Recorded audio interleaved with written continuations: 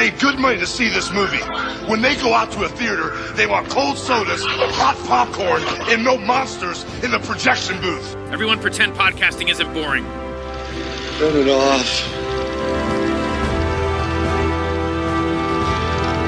Turn it off.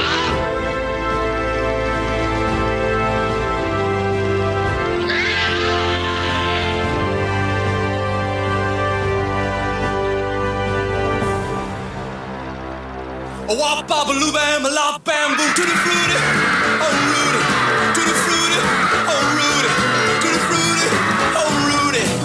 A wop bop a loo bam a lop bamboo. Got a girl named Sue. She knows just what to do. Got a girl named Sue. She knows just what to do. Look, I'm not the first guy who fell in love with a girl he met in a restaurant who then turned out to be the daughter of a kidnapped scientist, only to lose her to her childhood lover who she'd last seen on a deserted island and who turned out 15 years later to be the leader of the French underground. I know it.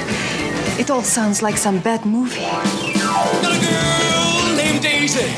She almost drives me crazy. Got a girl named Daisy. She almost drives me crazy. She rocked me to the east, she rocked me to the west, but she's the girl that I love best. So to the fruity, oh Rudy, to the fruity, oh Rudy, to the fruity, oh Rudy, to the fruity, oh Rudy, to the fruity, oh Rudy. A wop bop a loo bam a lop bamboo.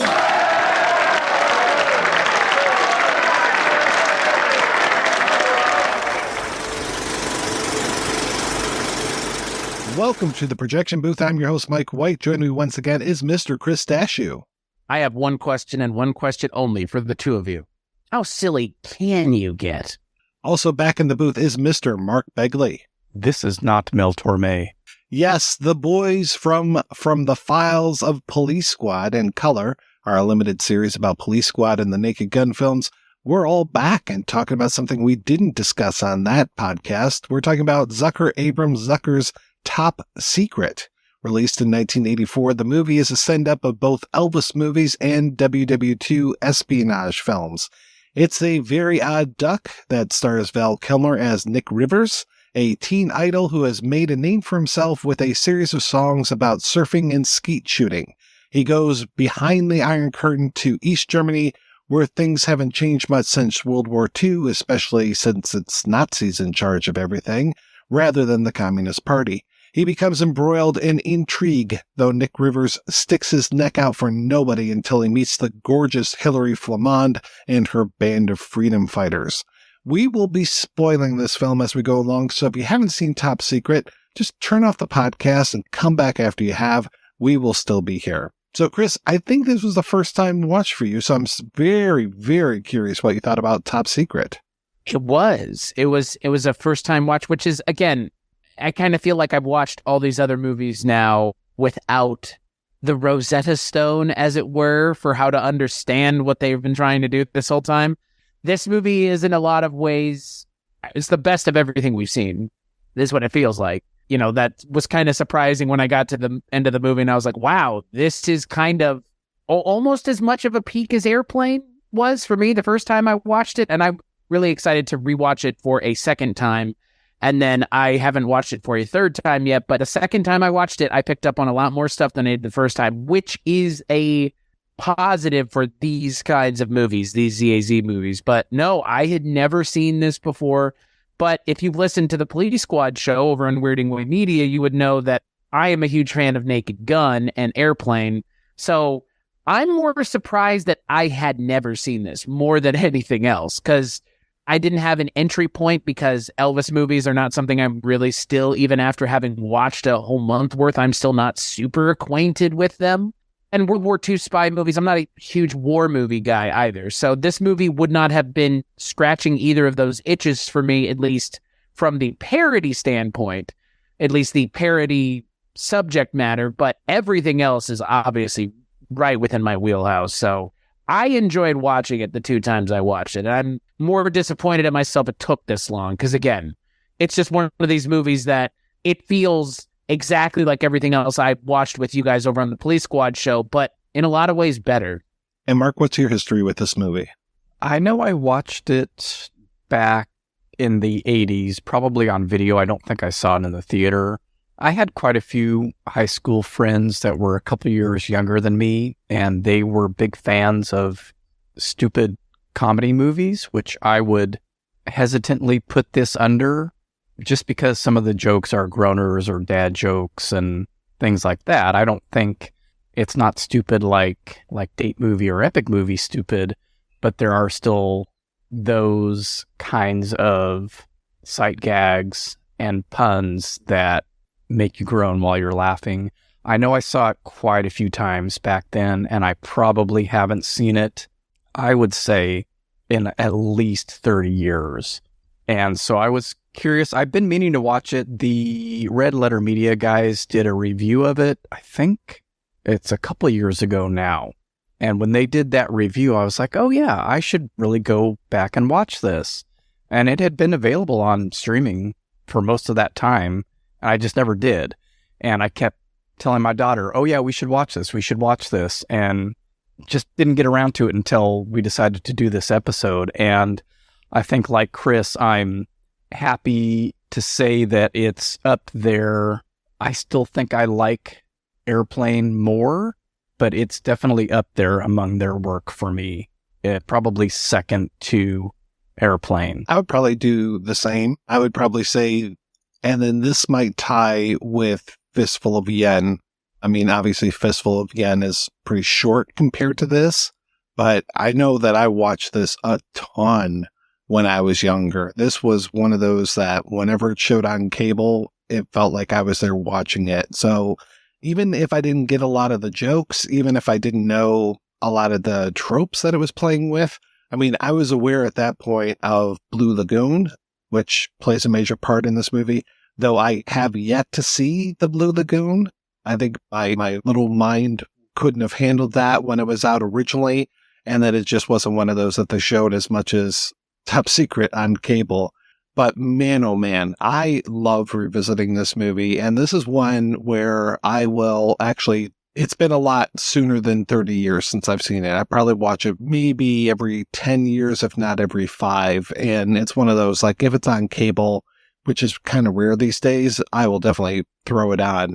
Though sometimes I mix certain scenes. I think in the prison, I mix up some scenes with things from Johnny Dangerously, because that was another one that just played on TV a lot when I was younger. So I think some of the stuff when he's originally in Flugendorf prison or later, yeah, I think it's that section of the movie is where I mix up a couple jokes with Johnny Dangerously. But I mean, this is, for me, very, very solid.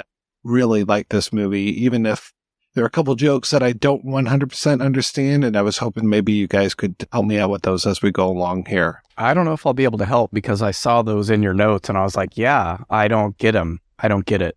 Some of them feel a lot like the jokes from Airplane, where it's like, this may be played for somebody else, but it's not us in this day and age.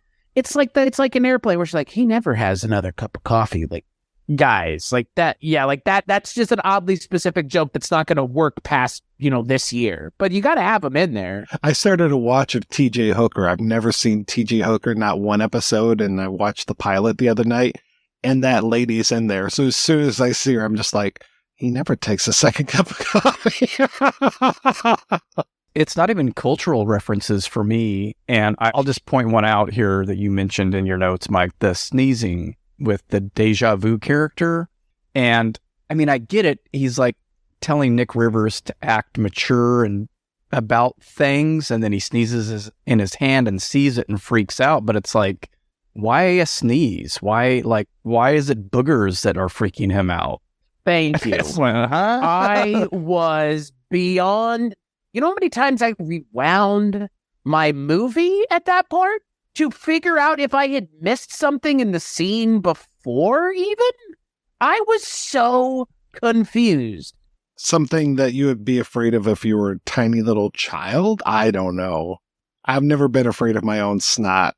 I have to say, though, we're doing better. We're already doing better than I tried to listen to a minute-by-minute podcast about Top Secret. I made it through 3 episodes before I was just like, fuck this.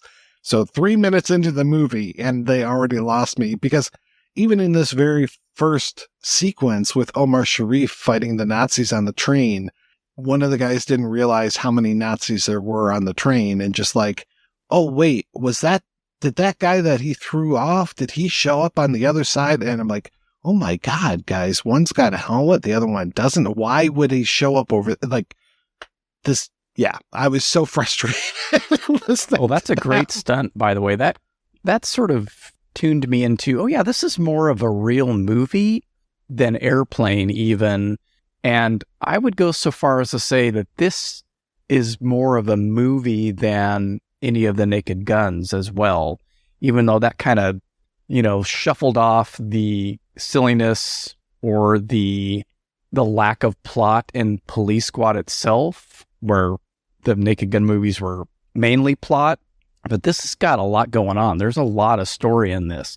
There is still that thing of a joke every minute. And like you, Chris, when I watched it yesterday and I watched it today and realized while I was watching it today, oh, I missed that yesterday.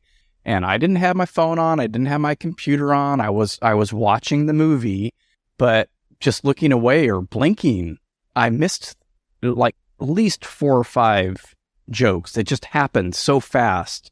But yeah, there's so much story going on in this, and I think they hit that balance the best in this movie. I can't believe anybody thought a top secret minute by minute podcast would be something the world needed. That's just one of those ideas that's kind of, I think, hit podcasting pretty hard, either minute by minute or some of them do 3 minutes or something like that. And it's a way to, you've got 90 to 120 episodes right there for things. So, and they're pretty short. They're only like 15 minutes long, or at least these guys' were. I think the Goodfellas ones might have been longer. I listened to a couple of them as well, but that was way back when we were first starting, I think, the Police Squad show. I mean, you couldn't pick better movies, though, with something like this where there is at least a lot of things going on every minute. I mean, like you said, Mark, this has that feel to it. I think in a lot of ways, you said, this is more of a movie. I think it's more of a movie to the benefit and the detriment of Top Secret. I think that the plot of the movie ends up kind of cutting into maybe telling more jokes. But again, that's perfectly okay because this is a narrative and it needs to have some semblance of a narrative structure and a point A and a point B and a point C. You would think, I mean, maybe the later Naked Gun movies maybe take a little bit more liberty with that than I think any of us would like to admit. But I like the plot of this movie and I like the idea. I think forcing World War II movies and beach blanket movies together it works well enough. I mean, it's a weird combo right off the bat. You've got that great cold open with Omar Sharif, and then you go into skeet shoot boogie, all the skeet shooting. And that's the other thing that I don't think I ever even thought about before when I watched this movie when I was younger, is just how anachronistic it is. I think it's supposed to be current. They make so many references to current things, and I'm thinking, okay, so this is early 80s East Germany in another world, because with the Nazis instead of the communists. Nick Rivers back in the U.S. being like the number one, well, he's got the top 3 hits that are on the Billboard chart, and he's a total throwback. Shooting. Yeah. Right, and that's the thing that throws me off, is that he is still embodying that Elvis Presley persona. His music is all, the skeet shooting stuff is 60s Beach Boys, but just about everything else he performs are 50s style tunes. And he looks like Elvis and dances like Elvis. And when they go to that pizza house in the movie, everybody there is dressed in 50s garb.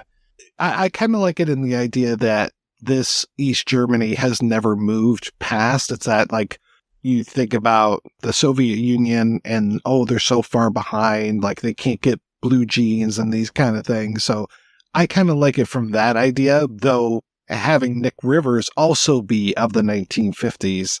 Yeah, that's like, plus with the sexy songs. And yet, Hillary's talking about, oh, he was one of the lucky ones he got out during the Carter years. He was just like, okay, yeah, this is 1984, but it does feel like 1955.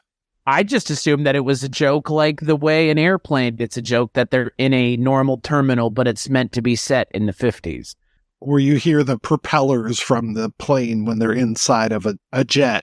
I looked at it more as just like suited the needs to have him fighting Nazis, even if it makes no sense. But I think not making any sense feeds into the tone of the movie for me. Like, I personally find it very funny that it's East Germany, which is controlled by the Soviets, but they're Nazis, but it's also the 80s, but he's Elvis style character who totally wouldn't work in the 80s. Like, I think that works only because I've seen Airplane. I feel like if you watch this first, having never seen Airplane, you'd be like, what the fuck is this?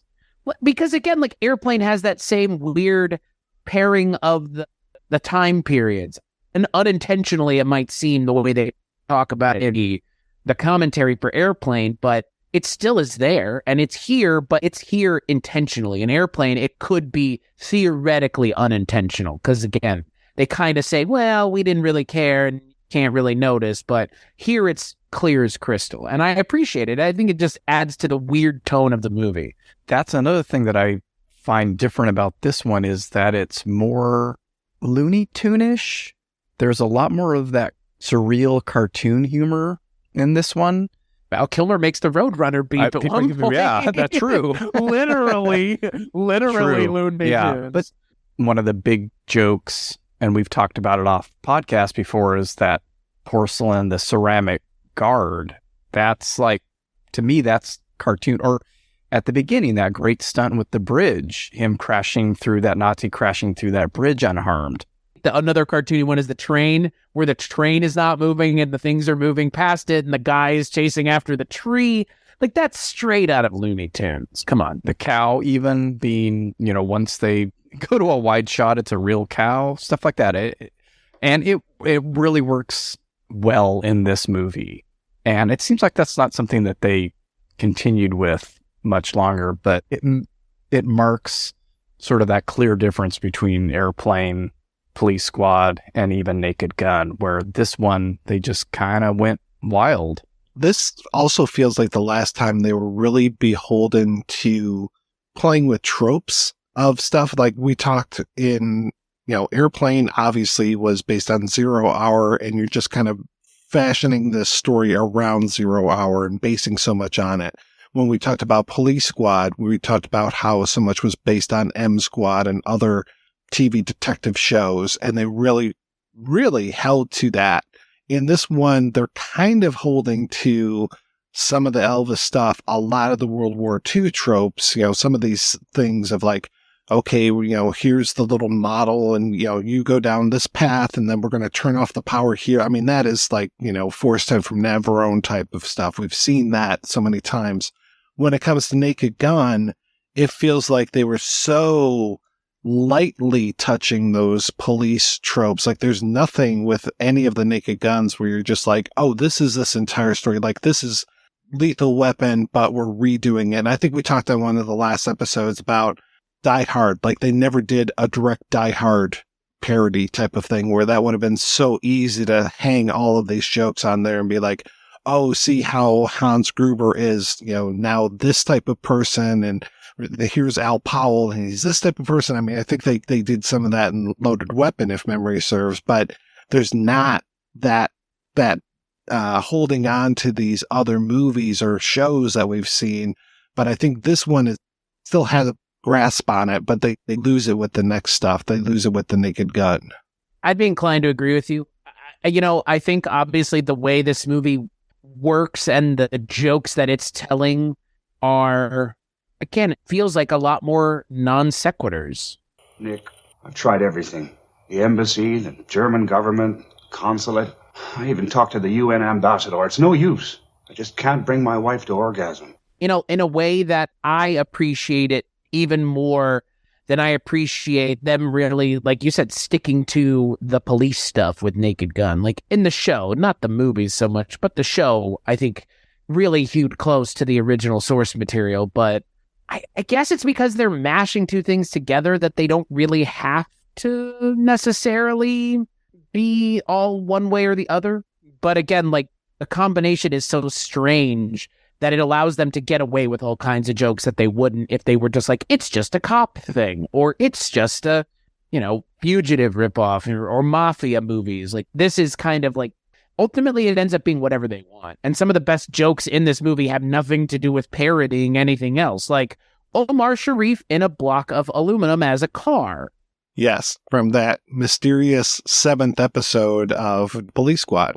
Yeah, and that kind of brings up the thing that we've hinted at is the reuse of jokes, or in that specifically being something that obviously tickled them enough to where a couple years later they're bringing it back for this. And it works here just fine. It works, that setup. I think it actually works better in this movie than it does in that script where and you put this line down in your notes, this isn't the Howard Johnson.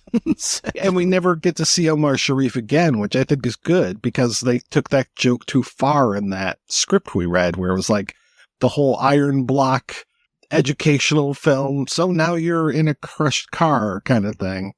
But they borrow from themselves from this movie with that whole dance routine, which is great in this. And I mean, it was good in the Naked Gun series as well. But for some reason, I just really enjoyed this one more. Maybe it was particular moves that they did, but man, God, the face thing. Yeah. As I'm watching it, I'm thinking, man, this is tough stuff. Not only remembering your lines, but then performing this along with a good number of other people doing the same moves, and they both do it. It appears that they're doing it effortlessly. God knows how many takes they had to do, but I mean, it's Val Kilmer, let's just say right now, for a first-time role, he just he goes all out in this thing. There's no way you would think this was a first-time role, period. The singing, the dancing, the stunts. I mean, he doesn't do the big stunts, but he does just the moves, that whole deal with the rugs. He does some flips. He goes up the wall with some help from wires. But, there's a lot of stuff going on. Even that, walking off the table onto a chair and tipping it over. I mean, if I did that, I'd break my neck. But, man, I'm thoroughly impressed with his performance in this. As goofy a movie as this is, and as over the top a movie as this is, few actors get to make as an impression with the first role as Val Kilmer really did for me in this movie. If I had seen this movie when it came out, I would have been thoroughly impressed by Val Kilmer's performance, kind of evoking, not imitating, but evoking Elvis with that kind of constant shit-eating grin and and also just like amounts of swagger in a way that he feels in control of the situation, but he's not a dope like Frank Drebin is. He's kind of a dope. He's like halfway a dope in the way Frank Drebin's a total dope. The one moment that I want to point to, I mean, yeah, the dancing, the singing, all that, the gymnastics that he's doing, the backwards acting that he does. Oh my God. And I love on the DVD, you can watch the scene forwards and you get to see how they had to act. The thing that gets me is how he studied himself, because they said that he had a recording of the whole scene and he studied himself and came back and did it better. He was able to know how to move his hand to make it look like he's catching the book rather than throwing the book.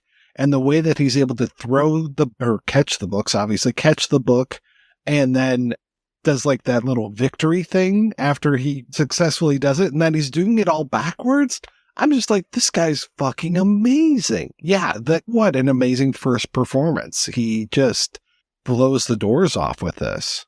The thing that I will probably always remember about this movie is that scene, because it goes on for so long and they pull out literally every single trick you could think of to show you.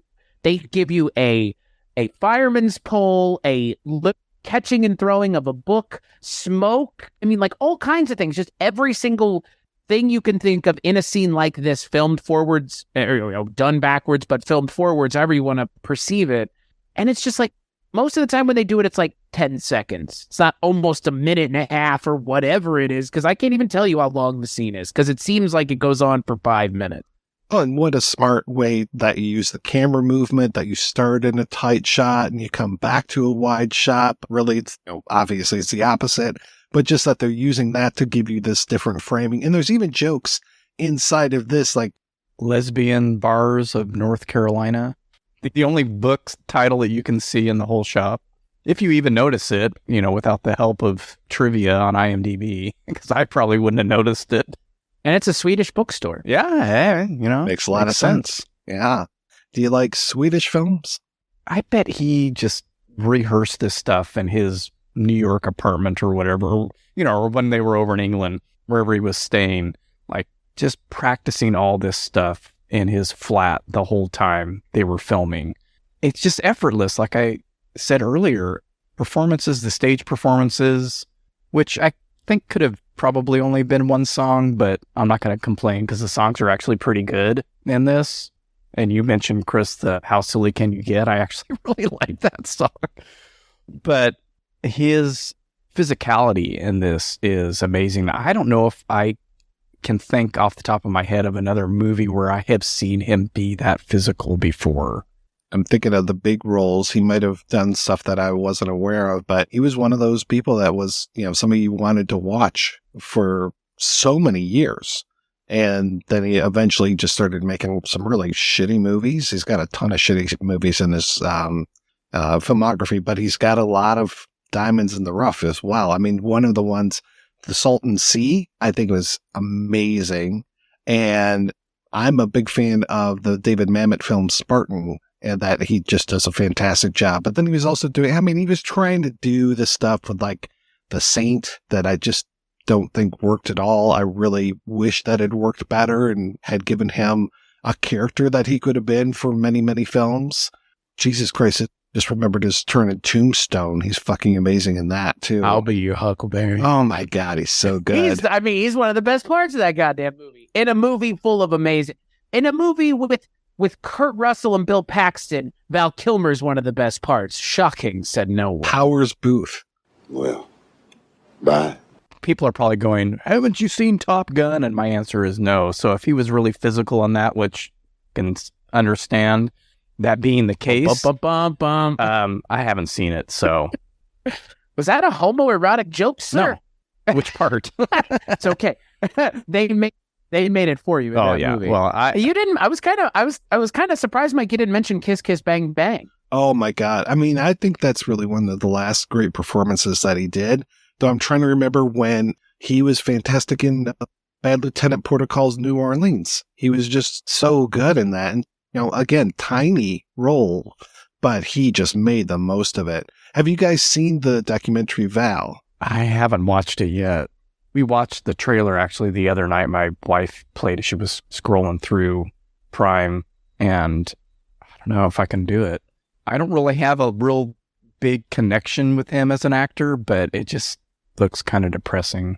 I like that documentary a lot. And you get to see, especially in those early days, when I talked to John Grise a few months ago for the Real Genius episode, he was talking about how a lot of these videos of Val being these, like he was basically doing audition tapes and sending them to directors. He was very forward about stuff, which, for better or for worse, I thought it was pretty cool.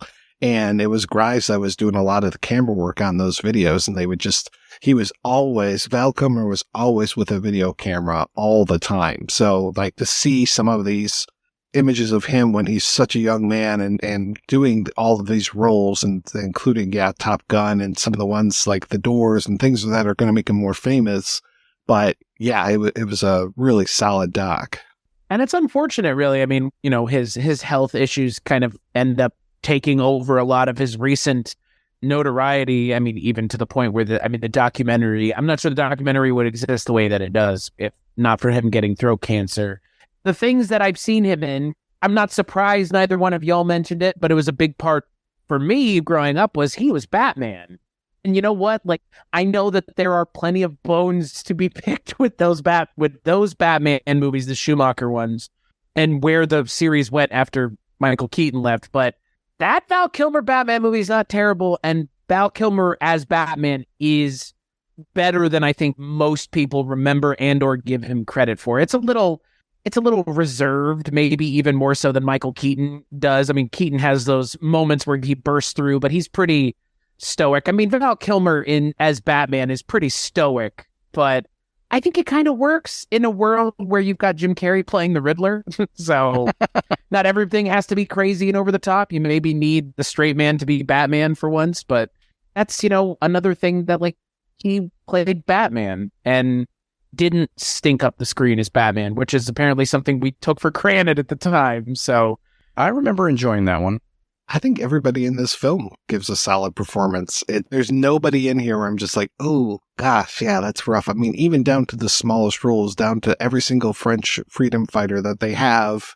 I love all those guys, and I love, of course, the names and all these things. And that's the thing with this movie, kind of, again, comparing against Naked Gun and Police Squad. Here we have a lot of the wordplay going on, and especially if you know Yiddish, you're going to be getting a lot out of this movie. I mean, I don't know that much Yiddish, but I do know "Get Kraken off and Yom," which means basically go shit and jump in a river. And when the waiter walks up and says that to Nick and Hillary and says that to them like he's taking their order, I mean, I'd bust out laughing every single time. And then, like, some of the other ones, every once in a while I'll be like, oh, okay, oh, that's this. So it's like they've got, we talk about the foreground, background jokes. I mean, they've got also kind of weaving in there some of these language jokes that they just will drop, later on with the Naked Gun stuff, where you don't get all that play on words as much as we saw in, the previous stuff like Police Squad, like Airplane. Yeah, I saw all those Yiddish explanations in the trivia, and I was like, man, I wish I was getting that when I was watching the movie. It's one of those things where, like in Airplane, where they've got the real people from the LAX terminal doing the PA stuff. It's like it's a joke for a select few. Although a bigger audience, I think, would know Yiddish than would know who those people were at the LAX terminal. It almost makes me kind of sad, some of the stuff that I don't get to catch unless I have, something in front of me telling me what it is. Not everything is Ian McNeice smashing Omar Sharif in the face with a fake whipped cream can or it exploding in his face, which I think is, again, one of the best scenes. It's one of the best scenes in this movie. And Omar Sharif being the one on the receiving end of it is a stroke of genius. I don't know how many times I will say, souvenirs, novelties, party tricks. I mean, I love Ian McNeice. He is such, from Baron Harkonnen to the straight man. Speaking of Jim Carrey, he's actually really funny in Ace Ventura: When Nature Calls, because he plays the straight man to Ace Ventura throughout the movie, and he plays harried up against Jim Carrey really well, which is the right energy to have against a ball of energy like Jim Carrey. But he's really funny here for he makes the most of the two scenes that he's in. Let's just put it that way. I love Billy Mitchell, who plays Martin as manager. And even though he gives us, you guys know that I'm not a big fan of like the sidelong glance kind of thing. They do it perfectly in this one when he and Hillary both say, oh, it's like we're in some sort of bad movie, and they look at us in the audience. But Martin breaks that wall when it's the guy chasing after the moving tree. Does he flub a line during that scene? I think he does. Yeah. I'm like, that's a really weird line reading he's giving. Like, he doesn't finish his sentence, but it didn't seem to make sense as far as the context. Right, where how he just trails script. off. Yeah. Yes. He wouldn't say anything like that. And I'm like, that was weird. That's another one of those weird things. I'm like, did I miss this joke? Or was that a flubbed line? I'm sorry, he's just a little tired from the trip. I normally wouldn't say. Correct me if I'm wrong. Did they not reuse the gag that they used with Billy Mitchell's character at dinner, where he's doing the reading the note? Oh, I love that. You think Val Kilmer is reading the note, but he's actually. Don't they do that in Naked Gun? I don't remember, but yeah, I love that. It's like, this doesn't do anything. There's something similar. Yeah, there's something similar. Okay, I'm just making sure. Either Naked Gun or Police Squad, I believe. Yeah. Yeah, you're probably right. I mean, how many times did Priscilla Presley leave him? Yeah, I'm sure she left notes every single time. It reminded me of the gag from Spaceballs, Rick Moranis and George Weiner, I think is his name. They go up to Michael Winslow, and he's talking into the thing, and then they put it down, and he's still doing that. That's what it reminded me of. But I was like, that's a Mel Brooks thing. But I feel like there was, because Frank Drebin read those notes from Jane a lot. I know this. He did it at least twice. At least. At least twice. Mostly new jokes, sort of. I will say, I think the most inspired gag in the movie may be a man being sodomized by a bull and then not being able to walk afterwards, which will never not be funny. Oh my God, I love There's it. some butt jokes in here. There's that and the anal invader. The movie's building to that joke is what it feels like. It feels like it's building to the moment where they can put the Jaws theme over a bull sticking where the sun don't shine. It feels like that's the moment the movie's building to. The whole thing with Nigel being rescued by his Russian comrades, and that whole thing when Hillary's like, "Oh, you must have hated every minute of it." Look on his face. Must have been awful. Yes. And I love her going down under his grass skirt and coming back up with the measuring tape. 10 inches. There was another kind of repeat gag in that train sequence with the painting, when Val Kilmer's looking out the window. And it reminds me of the airplane bit with that whole in the psychiatric ward when What's-His-Nuts is painting the picture, and there's Robert Hayes. The soldier is actually there. With his leg over his head and the baby in his arms. Hey, how about give me a break? You got it, Stryker. I was expecting it to be his thumb because of the way that he used his thumb. Yeah, that's how I remembered it. I'm like, oh no, it's the blurry trees that are going by. And I think the thumb has been done before. Yeah, I'm sure you're right. This movie, it just has like kind of a limited number of scenes. I was noticing that the last time I watched it, that they're, they stick to a couple spots pretty good, just a few setups, but they're all very effective. Like all of the stuff at the restaurant, the hotel restaurant, like that whole sequence that gives us the introduction of Hillary, the whole thing you're talking about with Billy Mitchell with the megaphone. It gives us the great joke of get him needing a tie and jacket to come into the restaurant, and then you get to see him being measured in the back, and it's like he comes out with a whole new outfit. It's not just the jacket. It's all completely tailored to fit. It gives us him doing the music performance. It gives us so many things in showing him humiliating the Russian tenor kind of thing. I love all of this stuff that we're building to. And then they put that beautiful button with the "You're hog balls, sir," and setting it on fire. As someone who's been to Germany, I can say unequivocally they eat a lot of pork and there ain't a whole lot of vegetables being served. That ain't potatoes. And potatoes, last time I checked, are not really a vegetable. I couldn't tell if that's what the joke was, but as someone who had been to Germany and knew that that's the way it is, I appreciated it. But man, what a way to end that scene. What a way to end that scene. You're hog balls. That suit bit is so great because that's one of their rules, where you've got the joke going in the background while they get to give the exposition in the foreground. And they do that 2 or 3 times in this movie where, okay, let's get the story out, but while that's going on, let's have something funny going on in the background to keep people engaged. And I appreciate that in an exposition scene. Like when they're eating the pizza. Oh, right, God, yeah. Right, yeah. That whole pizza scene. which is pretty great. The stretchy cheese. I mean, they get a lot of mileage out of it. Let's put it that way. Or the people landing on the giant pigeon statue.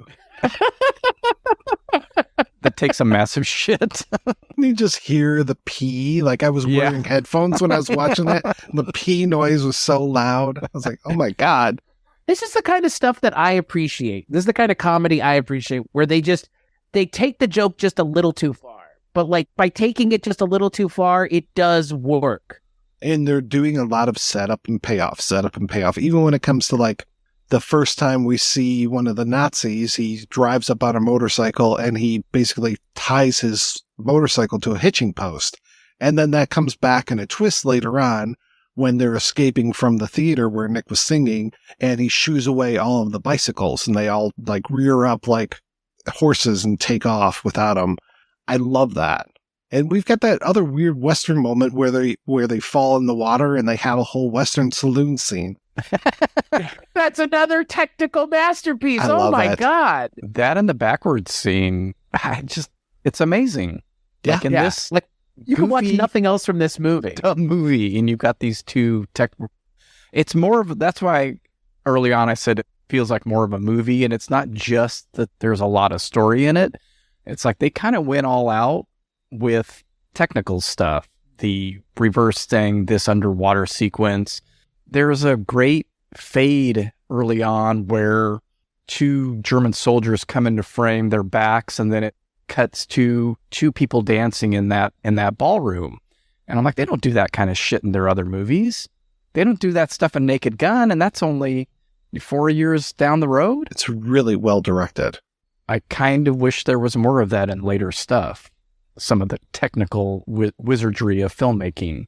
Well, take the joke and keep running with it. Because, like, the underwater scene comes from an idea that they expounded upon to the literal end of the line where he leaves the saloon like it were a scene in a show. Like, they go all the way with it. And that's, I don't know, like, you're completely right. Like, when they do go all the way with it in Naked Gun, it really works. But by the third movie, it's like, wouldn't even care anymore. We're going to make specific jokes about, again, like, I can't even remember a lot of the jokes from that third Naked Gun movie because they kind of aren't anything other than like a specific parody of a specific thing.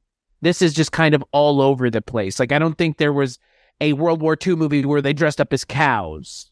I always point out the whole thing about, and Mark, you already talked about this, the whole contemporary angle versus the past kind of thing, and how we'll mix and match eras of jokes, and having, like, the Western stuff pretty, broad there. There's a couple jokes that are very specific, some movie references, obviously Wizard of Oz, and I think they do that in almost everything. And I think that Wizard of Oz joke is actually a callback to A Fistful of Yen, with our main character dressing up and looking exactly like Dorothy and all this kind of stuff. But anyway, I'm very curious, Chris, did you get the Pinto joke? Yeah. Okay, good. Oh, yeah, come on. I wasn't sure if that is still there in pop culture. This whole, what was it? Unsafe at any speed, right? The whole Ralph Nader thing. Yeah, if it gets hit on the bumper, it explodes. Exactly. Okay, good. I was very curious if that was too specific to, like, 5 years too specific prior. Yeah. It is way too specific, but you know what? Here's a joke that I didn't get until I watched the movie the second time. I didn't get the E.T. joke. Is that an E.T. joke? It's gotta be. It has to be. I don't know what else it could be. I just figured she was excited to see him. So her tits lit up? I don't know. I mean, doesn't that happen? Put that on a shirt. You're excited to see me. Are your tits gonna light? Doesn't that happen? That doesn't happen with you guys? I see that all the time. When I come home. Mark, do you live near a radioactive power plant by chance? I assume it's an E.T. joke. It glows the same way E.T.'s finger glows, the same color and that same kind of the sound too, glowy the hue. Sound is a little reminiscent of what happens when his finger. The one joke I never got was I didn't realize they made a JFK assassination joke in the middle of this movie when Nigel says, "My God, they're going to kill us all," and they said in the commentary, they're like, "Oh yeah, of course that's the senator," or what was it, like the Connolly? Yeah, John Connolly. It was just like, wow, that was okay. I wouldn't have gotten that in a million years. Like, oddly specific references by our friends, the history lovers over there at CAZ. Yeah, I don't know how many Davy Crockett things are in this movie. I mean, Davy Crockett's fucking all over Naked Gun, but I don't know if he's in here at all. I did appreciate that the East German anthem is, I think, it's like their high school anthem or something. It's credited in the credits as like adapted from the East Waukesha High School, Wisconsin anthem. It's like, what the actual fuck are you guys on about? I didn't notice the Zucker's mom in this movie. I was a little disappointed to not see her show up because she showed up in all the Naked Gun movies. Oh, I wonder if they just couldn't fly her over to the UK. I want to say there's another Zucker in the cast, though. Beside them, they're these German guards. And I think the chef that's holding the chicken might be a Zucker as well. And then there are the guards up in the turret of the fortress or the prison that they storm. That's another weird gag. That whole thing with the grappling hook, when he throws it in the air the first time and they freak out. I'm like, what are they freaking out about? Oh, it's because it's going to come back and hit him on the head.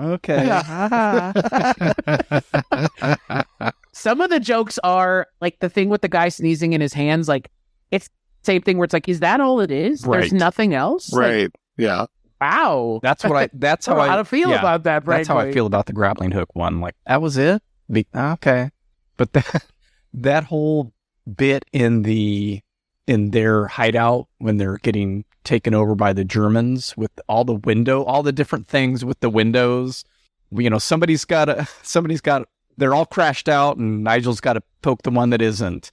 Deja Vu can't break the windows. Yes, Deja, when he looks at the hammer and then like looks back and like nods at the hammer. The tic-tac-toe, there's like every one of those people. The Albert Potatoes got a little gag because he's so short. That scene had me rolling. That was another Wizard of Oz gag.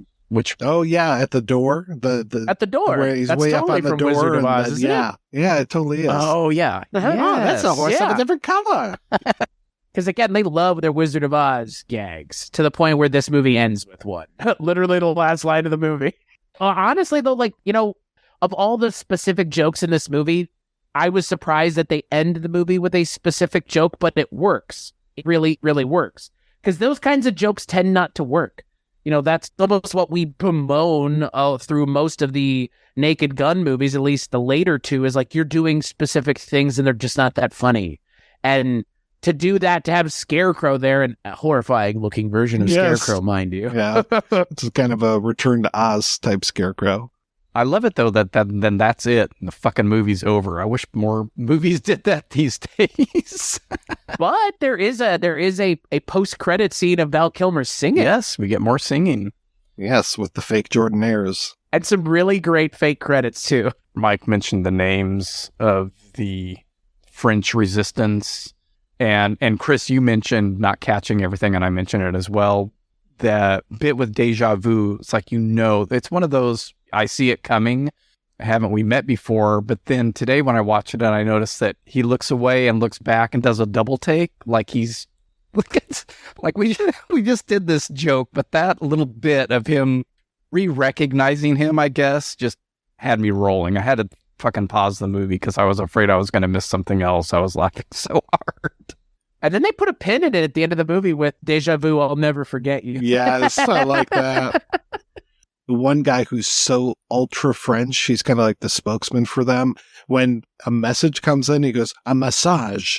Yeah, I was surprised they didn't make anything else out of that. Because I was like, wait, is they're going to do something with this, right? Because this is specific. They made a point to have him say it that way. Nope.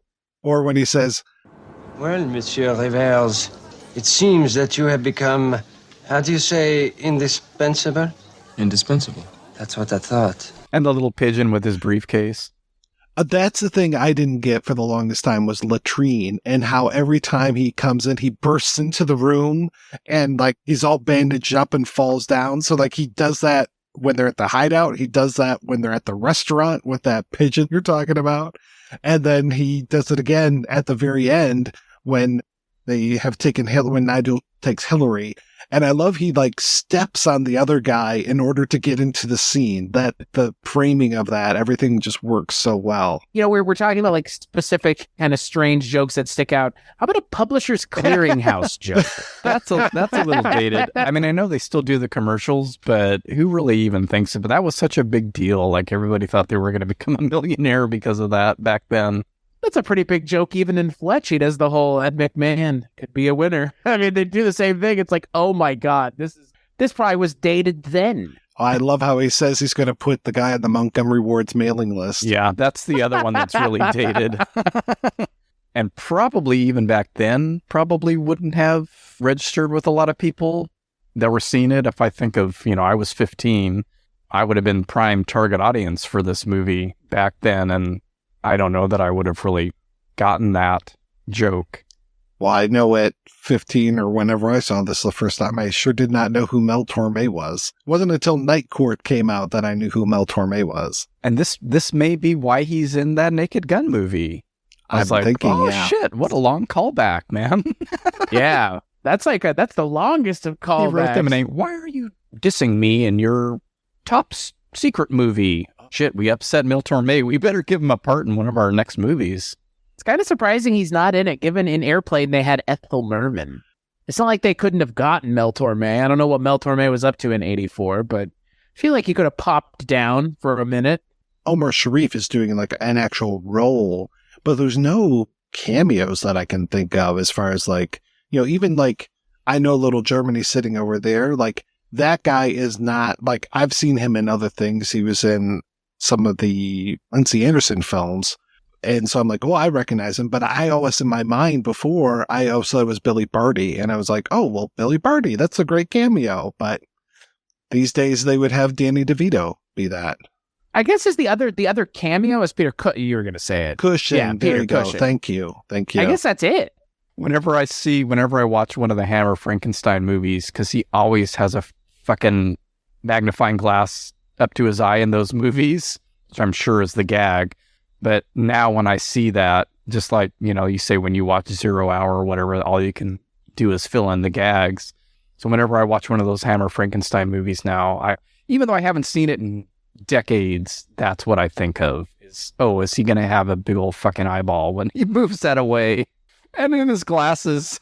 I love the big phone, how they make it look like the phone is in the foreground so much, but it's actually in the midground. That's that movie stuff. That's one of the best gags in the movie. It just works so seamlessly well, and it's so smart. And it could have been a throwaway scene.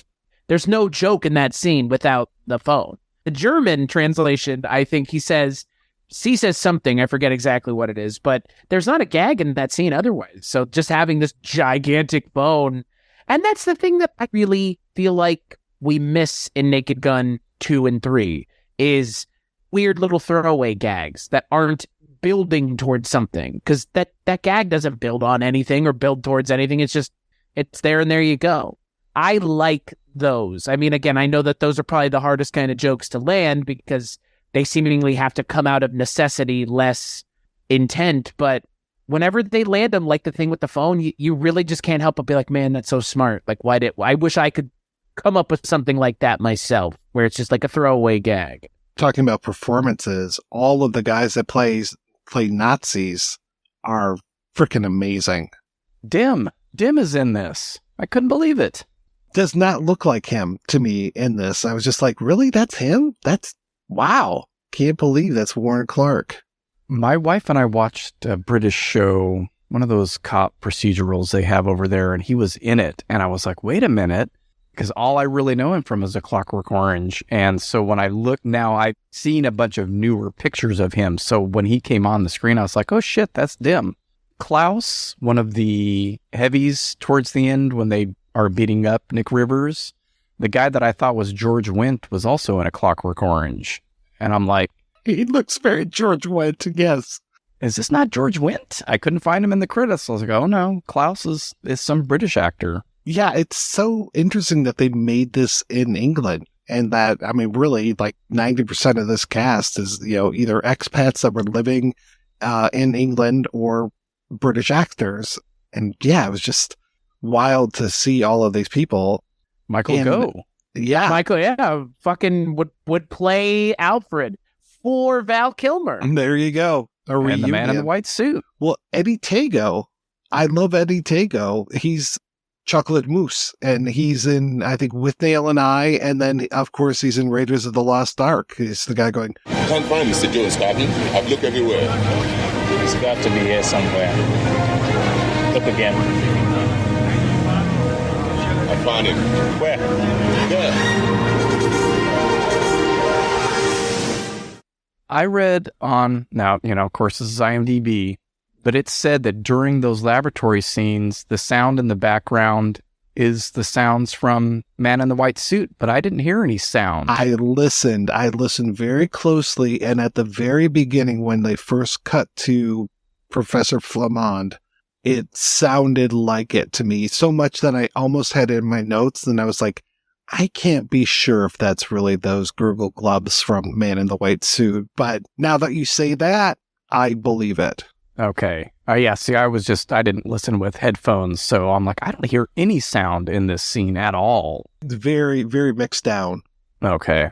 I'll have to play it with headphones then, because I love that fucking sound. I was actually very surprised. Like, I wrote in my notes that this movie has kind of a Casablanca ending, and it doesn't really. It does not, because Nick and Hillary get to go off together at the end. I guess it's just the whole waiting airplane type of thing was doing it. I was actually expecting more Casablanca nods, and then I kept thinking, where have I seen this recently? And I think it was in The Cheap Detective, right? Isn't there a whole parody of, yeah. Okay, yeah, because it's like all these Humphrey Bogart movies all pushed together, right? Well, it's also that shot of the propeller of the planes, right? Like, it kind of always evokes Casablanca, at least for me, it does. So I was like, well, at least they're nodding to it. I was expecting her to say something about a hill of beans. There's somebody to say something about a hill of beans, but no hill, no beans. Scarecrow instead. And they go off together. And I used to think, too, that Nick would be more hesitant to help them out with their whole fight. And I kept thinking, like, oh, well, that's like, again, like Rick from Casablanca, like, oh, I stick my neck out for no one kind of thing. But he joins up with the resistance pretty quickly. And I'm laughing because I'm thinking of them looking up at the clock because there's a truck that's supposed to pick him up, and it's that amazing Hitler clock. And then you get the giant watch. Weird hand-drawn Hitler. Yes. And I do have to say, every time I hang out with my friend Nick, I always have to ask him if his dad thought of his name while he was shaving. I will say, I think, what you mentioned, Mark, the musical performances in the movie, I do think there are probably too many, as in the number 2. They probably could have done away with probably Tutti Frutti. I don't know. Like, I get it. I get why it's there. It makes sense in the scene, but I don't know. I feel like they needed to take a little bit leaner approach with some of the musical acts, because there are jokes in some of them, but some of them are just like a musical performance, which, again, Val Kilmer is fantastic. So at least there's that. It's not Ryan Gosling in La La Land who can't sing. Val Kilmer can actually sing, clearly, which is, again, given what we know about Val Kilmer, it's probably because he was practicing in front of a mirror for hours on end, singing to himself. Well, I have to say, that's one thing about them making this a musical that is interesting to your point, Chris, is all of these songs are appropriate for the scenes. Like, oh, we want you to do a performance for us. Oh, you're at a concert. Oh, here's me singing the song that I made up when I was living at Macy's for the rest of my life kind of thing. They're all to that, even cutting a rug at the end, where it's just like, oh, I have to prove who I am. Here's this record player. I will sing to this. The thing that you could have done with a musical is just kind of like La La Land, which I hate, but it does that thing that so many musicals do where, it's that old Eddie Murphy joke about the Elvis movies where he would just find any excuse to sing a song. Elvis, want some lemonade? Lemonade. That cool, refreshing drink. They don't have that in this movie, and I think they actually could have done that maybe once, and just like all of a sudden the world turns up and becomes almost like an Austin Powers type of thing where everybody's singing 500 Days of Summer, everybody's singing, everybody's dancing, and then the song's over and they just go back to their normal thing. That could have actually justified one of those sidelong glances that I always put a pin in. And honestly, that's kind of more what I was driving at, is it feels like it's less of a parody of Elvis movies and more it's just a World War II movie that happens to have an Elvis style character in it and the trappings that come along with that. But it's not a parody of those Elvis movies. And it really had the opportunity to. And those are the things that you're talking about, Mike, where at the beginning of King Creole, where it's singing a song about crawfish. Like, God, fuck off. Like, no, come on, man. Like, where movie just started. Like, give us a minute, please. No. But there's none of that here. And those conventions could have really been played with. Because, again, we know ZAZ can, even separately they can, because Jim Abrahams would with Mafia, where he plays with the conventions of Mafia movies. But that's kind of my only kind of real big gripe with the movie, is they should have done more of the parodying of the Elvis stuff in a more kind of direct way, as opposed to just, well, we just have music in the movie. That's kind of what it ends up feeling like, because they really don't even parody Elvis as a person, and they could have leaned on all kinds of weird stuff, other than the, how do you say, I only thing I know how to say is your daughter 18? Which, I mean, I get it. That's a pretty good one, but I just wish there was more of that, because again, Elvis is such a big personality. There are plenty of things to poke. There are so many angles and dimensions to poke fun at with Elvis that none of them are incorrect, and they're all up for grabs because he was such a big personality. They didn't want to ruin their chance to work with Priscilla Presley in the future, so... And look what, Boy, look what is that happened. what it is? It's a life insurance They plan. got her yeah. They got her in 3 fucking movies, so... They got her 3 paychecks that I would not have had otherwise. I so. looked on the IMDb page to see if it was listed as comedy musical, because it borders on having too many musical numbers in it. I think that bit where he is actually on stage performing for the, what he's there to do could have been cut a little bit. We didn't need 2 songs there. Skeet Surfing is a comedy song. None of these other songs are comedy songs. I mean, Cutting the Rug, the lyrics, they're good. They're not funny, and like, how silly can you get? That's a straight up pop song. Like, these are not comedy songs. These are not like, Weird Al could write some really good lyrics. I've seen other films with like really good lyrics and that are funny, ridiculous, those kind of things. Maybe you're singing about, like, yeah, to your point, Chris, I mean, I always bring up Dominic the Impotent Bull from Stay Away Joe as far as like one of the worst Elvis movie songs. Dominic, why are you stalling? Don't you hear love calling to you? Move your little foot do. You've got plenty of things that you could be singing about. You could be singing about Springtime for Hitler in this movie. It would be very appropriate. There are plenty of things that have music, that the music is funny, speaks to the narrative, and isn't even like, again, like, doesn't even verge on parody. Something like Flight of the Conchords the music's funny. It's kind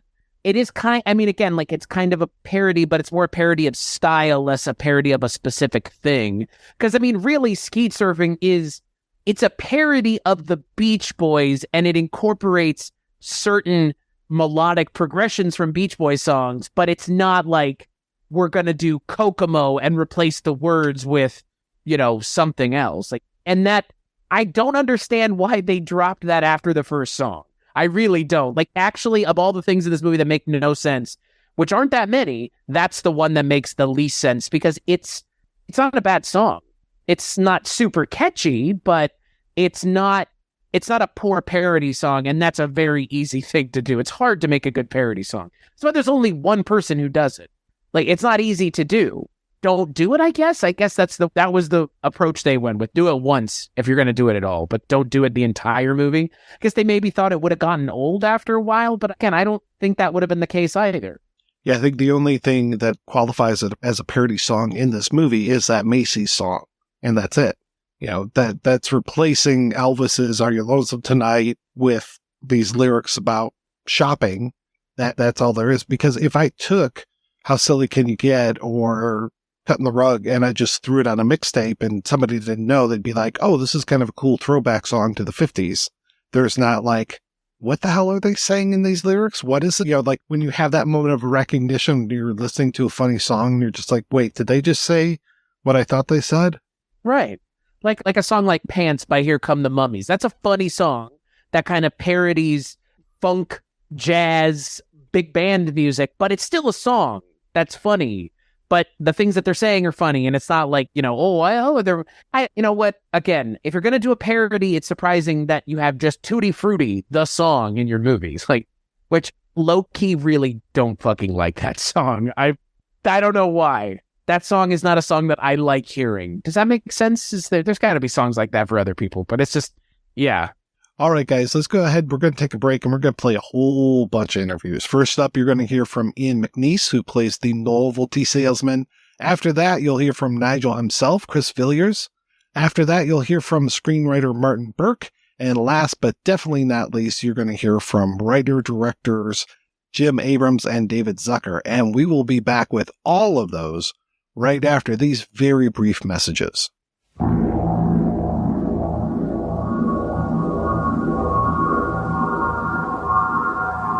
Hello, everyone. This is Malcolm McDowell. I just want to say that this is a request to listeners of the Projection Booth podcast to become patrons of the show via patreon.com, patreon.com/projection booth. That's pretty simple. I think you can do that. It's a great show, and Mike, he provides hours of great entertainment. So now it's time to give back, my little droogies. Settle down and take a listen and have a sip of the old Moloko. And then you'll be ready for a little of the old in-out, real horror show. Bye-bye.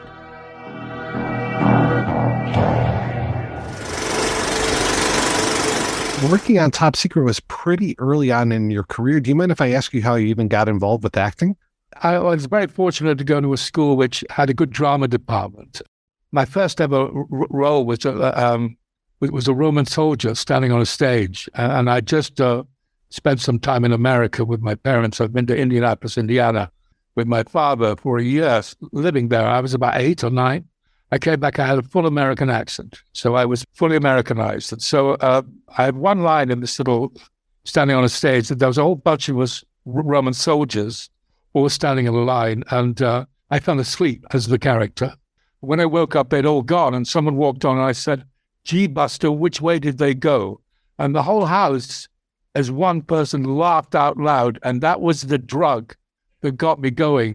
I just couldn't get enough of it. That one laugh that I got from a whole full auditorium was enough to get me going for the rest of my years, really. So that started me off, which was a good start, really. And so I did a lot of drama at school, and then regional theatre, Salisbury Playhouse, then LAMDA, London Academy of Music and Dramatic Art. For my first job in the theatre was Cinderella, the pantomime, and my job was to muck out the coal house where they had the 2 ponies for her golden carriage that was going to take her to the party. And I thought to myself, I can't get any lower in the theatre than shoveling the shit, really, which is what I was doing. It's only one way up from now, really. So that was it. So a lot of theatre in the early days, Royal Shakespeare Company, and then television and film. So that's how I started. What was that division between television and film? Was it as stark as it was in the States at that same time? You had actors who did film, you actors who did television, and that was it. There was people didn't cross over that line. You had American stars, film actors, and then you had TV actors. In England, we just crossed over all the time. People were doing film, television, film, television, film, television.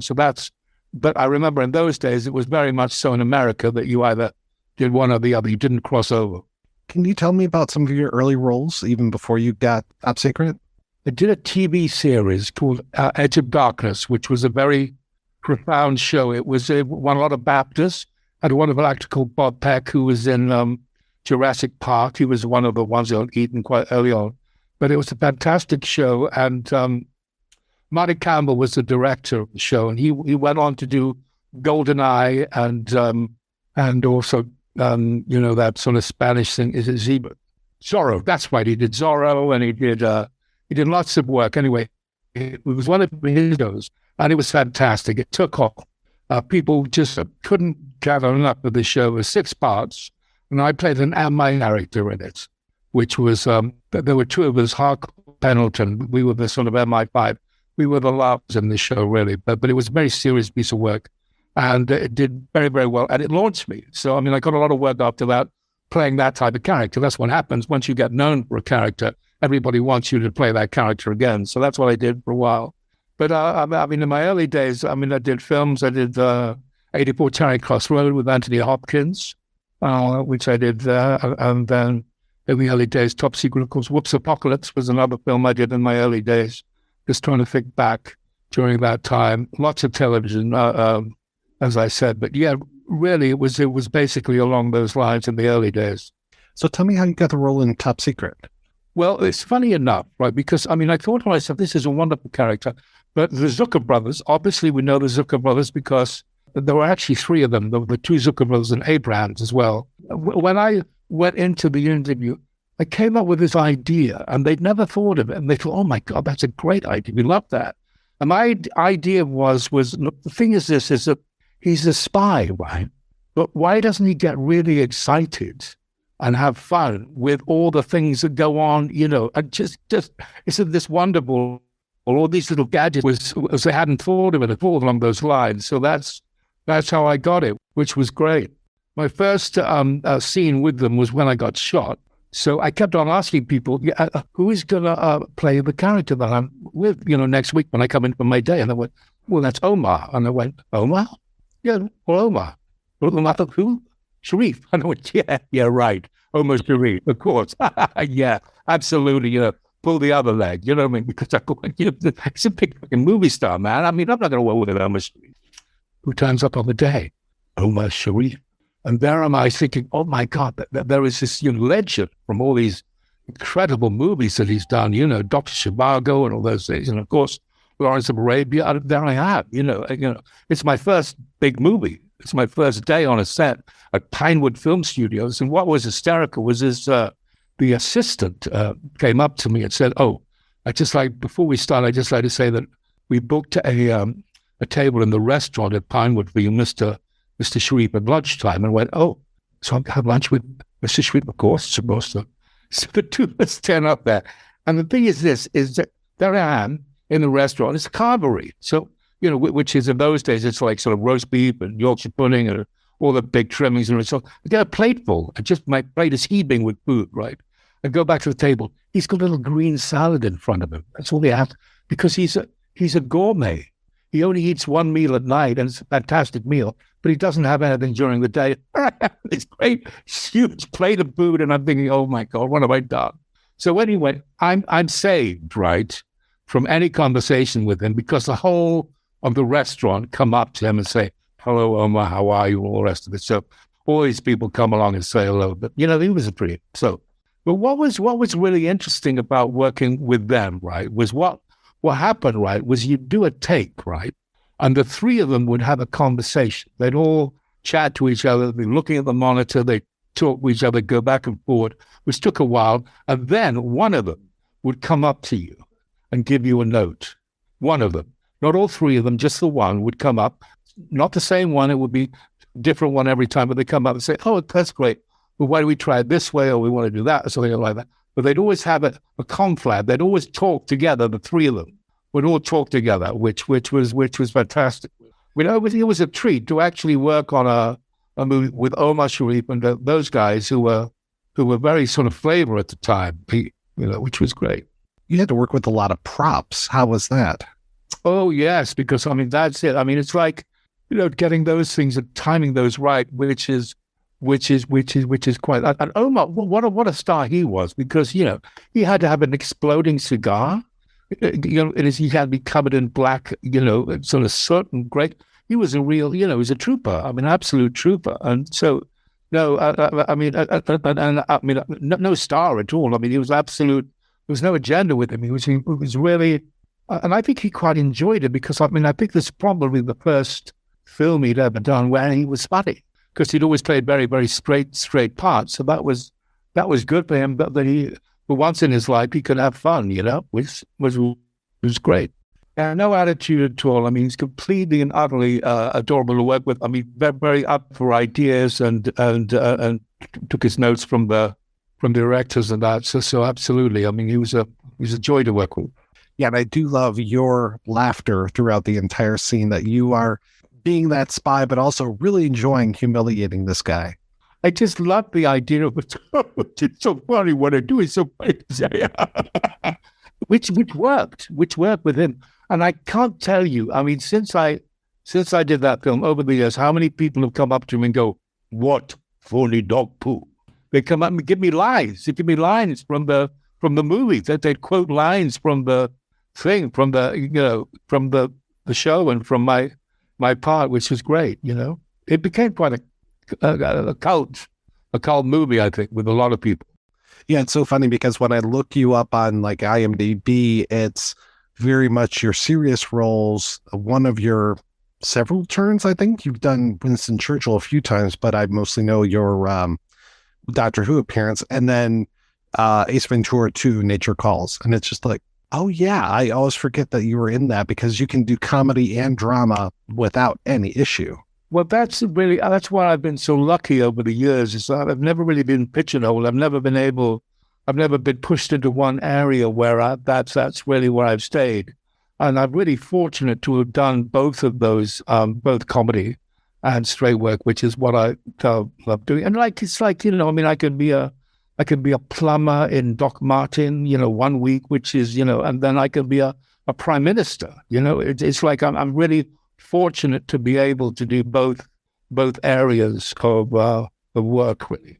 And I think it stems from the fact that my grounding was very much theatre. In my early days, certainly in my 20s, I did an awful lot of theatre. And that is such a good groundwork for you to do work after that, really, because you time stuff so well. You can time laughters and to time stuff, and you just see your technical approach and that. It's a gift to be able to do that amount of theater, which turns into. I made a conscious effort to actually, when I first started having children, I stopped doing theater because theater pays very badly in England. So I actually stopped it, and so the next and for 17 years, I didn't do any theater. I just did TV and film. And then eventually, my agent rang me one day. She said, "Oh, I got an offer of a job for you." And I said, "Oh, great." She said, "Well, look, it's the National Theatre." And well, you know what? She said, "Hang on.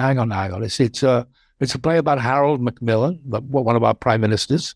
It's played by Jeremy Irons. Is going to play that part, and they want you to play Winston Churchill." And I went, "Oh, maybe this is the time to come back. Maybe this is my entree back into." I stood on that stage on the first night at the Littleton Theatre in London, and 1,000 people. And I think to myself, what am I doing? What on earth am I doing? I am terrified, absolutely terrified. But then it got better and it got easier, and then I wished to myself, you know what? I should have started earlier because I enjoyed so much. It was fun to be back, So it was a shame I'd missed all those years. Really, I should have done it earlier. How did COVID affect you? Just before COVID hit, I actually ended up in hospital. I had a respiratory infection, and for 3 weeks I was in a hospital in London. And I think probably it was a very early version of COVID that I got, right? So because of that, I was high risk, and they said, you know what, don't go out. So my partner, Cindy, Frankie, and I stayed in pharmacy stuff just because I was sort of susceptible to that sort of thing. But what got me through it was something called Cameo. Do you know about Cameo at all? It's a system where, if you've got someone's birthday, or you've got a sort of, wishing them happy Christmas or something like this, so they get hold of you and they say, look, would you, and they would always say, look, either would you do it as Winston Churchill, or would you do it as Bert Lars from Doc Martin? Would you do it with characters? So I would do these cameos, and I just joined them just before COVID started, and all throughout COVID, it was just the one thing that kept me sane. What I do is I'd always say, look, can you give me a lot more information so I can make it more personal, so I could give them lots of information about, were they married, do they have children, do they have pets, do they know what their favorite things were. I could put them all into the cameo, right? And I said, what's their favorite tune?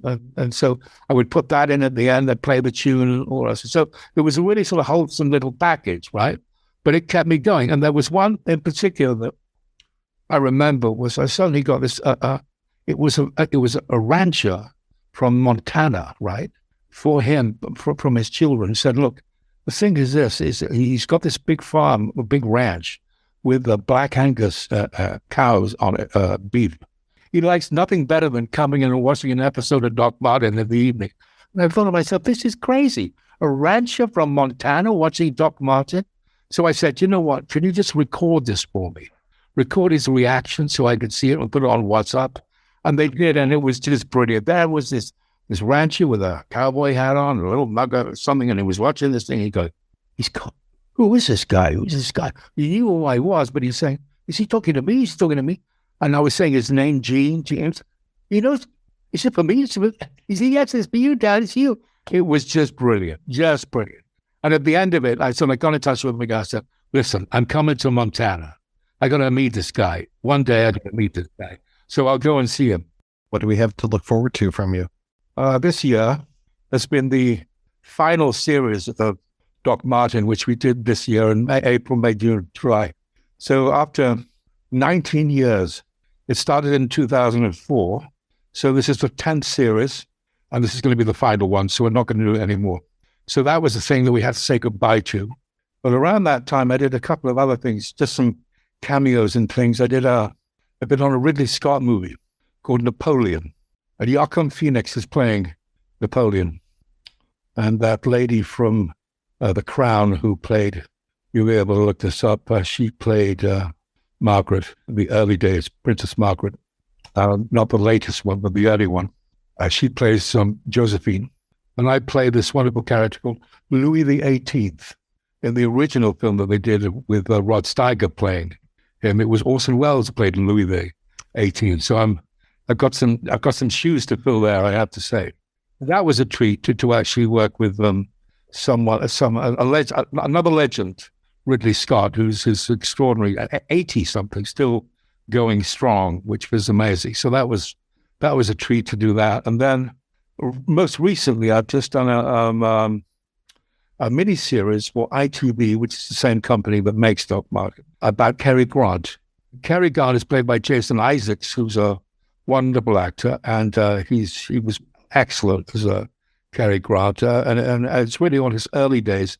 The three actors play it over the 4-part mini-series. A young boy, sort of about a guy in his teens, because he was called Archie Leach originally, and he came from Bristol in London. So during the film, he gets to do some film work, and I play Alfred Hitchcock. So I'm playing him, and there's a scene from North by Northwest when he's, which I didn't realize, but that scene was actually filmed as we filmed it in a studio with a green screen. So it's like you've got him sort of with this crop duster plane flying low over him, and so we put all that in, and I play, and there's a sort of nice scene we have where Hitchcock has a Halloween party, and everything is blue, all the food is blue, it's actually happened, and so that's a treat. So playing Hitchcock, but another iconic character like Winston, so that's nice to be asked to do something like that. I imagine you don't have to do a ton of research for Alfred Hitchcock as opposed to when you do Winston Churchill, you probably... Yeah, I did a ton of research for Winston Churchill, but with Alfred Hitchcock, I was lucky enough to see that there's a lot of stuff with him on YouTube. So there's a lot of him talking about various things, of being interviewed, and that, so one could get some speech patterns along with that. And they did a brilliant makeup job with me. We put a bald wig on first, and then they just added some hair at the back of me. It looked terrific. It was a very impressive thing. If you want me to send some photographs to you, I can send some photographs if you want to. I'll do that, and then I'll send a few Winston for you as well. And I'll send a few things, bits and pieces for you, yeah. Mr. McNeese, thank you so much for your time. This was so great. You're very welcome. You're very welcome.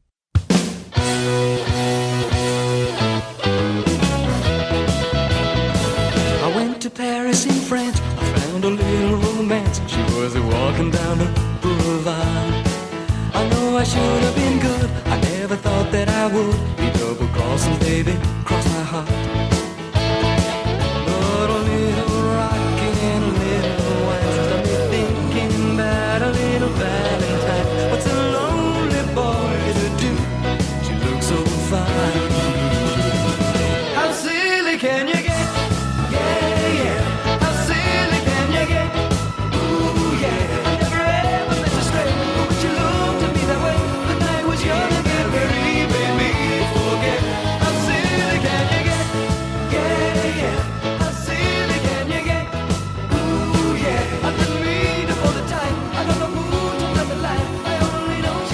I'm so curious as far as how you even decided to get into acting. I mean, was that kind of a natural decision for you? My first ambition ever was to be a ballet dancer. I used to put on the big march from Coppelia on our sound system. And my mother, I'll come back to my dad in a sec. My mother had these big, big mirrors. And I would run across the room and bounce on the sofa and jump in front of the mirror to see myself. And then my mother said, I was about 5, going, Christopher, you got to stop that because you're breaking the sofa. So then she gave me a conductor's baton because I used to love the idea of being in charge of the orchestra.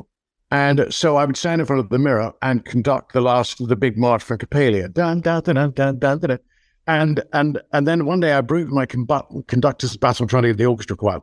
And of course, like every kid growing up, I wanted to be a cowboy and would hide behind the sofa and shoot aliens and all of that stuff. And then, of course, I wanted to be a Catholic priest, even though I'm not Catholic. But I think, and the one unifying thing of all these things is dressing up and pretending to be someone else. So about the age of like maybe 6 or 7, I decided that the one job I wanted to do was to be an actor. And my dad was a movie director who won at Berlin. My mom was an actress. My sister's an Oscar-winning film producer. My brother's an actor. So it's the only industry I really understand. And I understand it through 360 degrees. I have no idea how the internal combustion engine works. I have no idea how airplanes steady in the sky when they're made of metal and they're full of people and their luggage. That is impossible. But I understand every single bit of how you make a film or a TV show, from the pitch deck through the treatment, through the script, through getting a producer, getting a director, getting a cast, getting a budget, and editing and post-syncing and the score and all post-production and grading and releasing. So it's kind of the only thing I really get. And I got it from a very early age. And of course, then you find out that to go to drama school, you only need barely any education. You don't even really need to be able to read. So I thought, this is even better. This is ideal for me. And then my mother, who ran away, she didn't run away to the circus. She ran away to join the Royal Shakespeare Company when she was 15. She said, you're not doing that on my watch. You are going to finish your education and you're going to get a proper education. And then if you still want to be an actor, you can go and do the acting. So, okay. So I left school. I was actually expelled from school at the age of 17. And I joined the National Youth Theatre. And then I got an equity card, a SAG card in the UK, in London. And then auditioned for drama schools and got into every drama school I went for. And at that time, Central School of Speech and Drama was deemed the best. And I went to go and ask someone whose opinion I respected. And he said, you've got into RADA and Central and Guildhall and Bristol. They're like they're the top 4. I said, yeah, obviously. Which one should I go to? He said, well, at this moment, Central is the number 1. Go there. So I went there and spent 3 years there and had an absolute ball and left there and went for my first TV interview. I did some jobs in repertory theatre in the UK. And I went for my first TV interview for a job in London. I went up and met this director. And I walked out of the meeting and I walked down the corridor to go to the lift. And I heard these footsteps running after me. And it was the director. And he said, do you want to play the role? I said, yeah, I'd love to play the role. That'd be great. And he handed me the script. He said, right, it's yours. And the lift door shut. And I thought I was walking on air. I thought, wow. And it was a cop show, of course, like every bit of television is now. And I was a young policeman and I had to save the life of the policewoman who was about to get attacked. But they beat me up and I ended up in hospital with the famous policewoman standing over my bed going, but will he ever play the violin again? And that was my first TV show. So and then I did a movie called Scarlet Pimpernel. And so just, it was like, it felt like the most natural warm bath to get into. My dad was a movie director and he died when I was 3 years of age in an accident in a steel works in South Wales filming. And they were up a wooden gantry about 35 foot up in the air. And a fire broke out. And like my dickhead dad, he's like the captain of the ship. He ordered the sound crew down the ladder first and then ordered the camera crew down the ladder. and he was the last person off the bridge, by which time the ladder was on fire. So he had to jump, and he jumped 35 foot down and landed on a whole load of scrap metal, cut himself to pieces, and died 3 days later in hospital. Weirdly, the accident happened on my birthday, and apparently one of his very conscious thoughts was, I don't want to die on Chris's birthday. So he died 3 days later. But I was 3 years of age and had no memory of it. And so I grew up without a dad. We could afford a color telly, but we couldn't afford a dad. And all of my life, about 5 years ago, something like that, I made a short film in Bosnia, in Bosnian. I wrote it. I don't speak Bosnian, but a friend then translated it to Bosnian. I'd been to Bosnia quite a lot, to the Sarajevo Film Festival. And one day I was sitting there in the summer, and my assistant, who was a Bosnian girl, I said, well, you must have been a kid during the siege of Bosnia, the famous siege, the worst siege, the longest siege in modern warfare. What do you remember? What's the distinct thing that you remember? And she said, well, there was one day I was 6 years of age, and it had snowed during the night, and my dad told me to go out in the garden and collect the snow and fill the bath up with snow because there was no water, there was no heat, there was no electricity, and there was nothing, no hope. And she said, and my dad said, fill the bath up with water so when the snow melts, it'll be water. And they lived on the top floor of this apartment block, and she did it with her brother, who was 4. This sort of Herculean task of carrying buckets, plastic buckets and saucepans full of snow, and not getting shot by snipers who were, well, I went, fuck me, that's a movie. That's a fantastic short film. And I'm going to call it Snow for Water. Would you mind if I made a film of your story? She said, no. So I wrote the film and then cast it with some fabulous Bosnian actors. And I went to the film community in London and said, can you give me some money to make a Bosnian film? And they went, what? You're making a Bosnian film? You're not making a British film, you're making a Bosnian film. Go to Bosnia and get the money. So I went back to Bosnia and said, can you give me some money to make the film? And they went, Chris, we're Bosnian. We have no money. We dream of joining the EU. We have nothing. So eventually I sent 10 emails out to 10 friends and went, I need you to give me some money.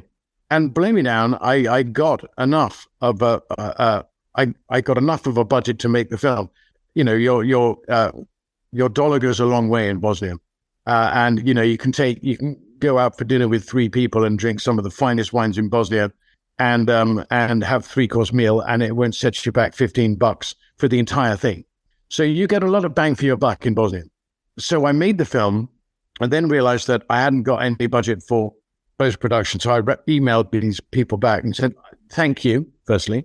You've been great, but I just need a little bit more. So they actually all gave me a little bit more.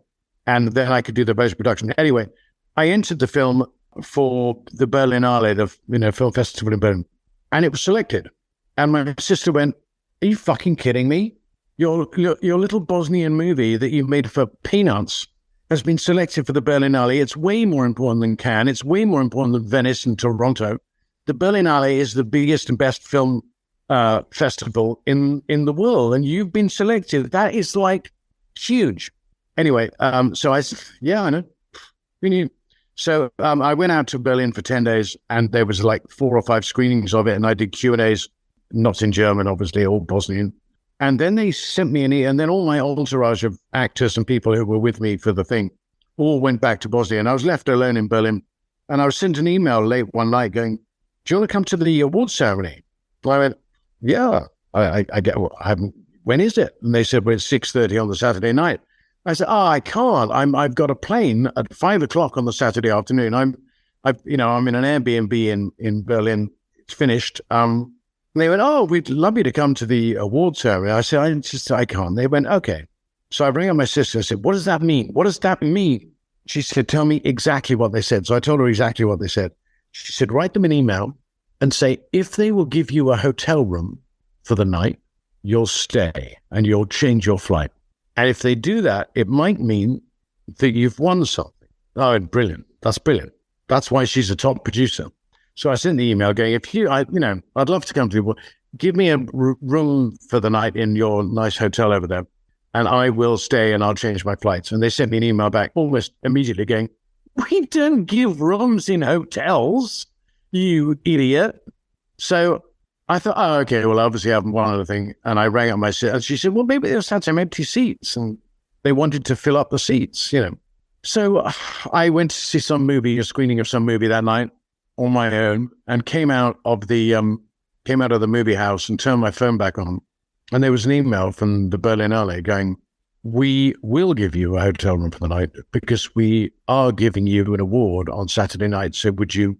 I went to this, the Smart Hotel, I can't remember what it's called, Smart Hotel in Berlin, went up to the bar and ordered myself a nice, really nice double whiskey and sat at the bar on my own.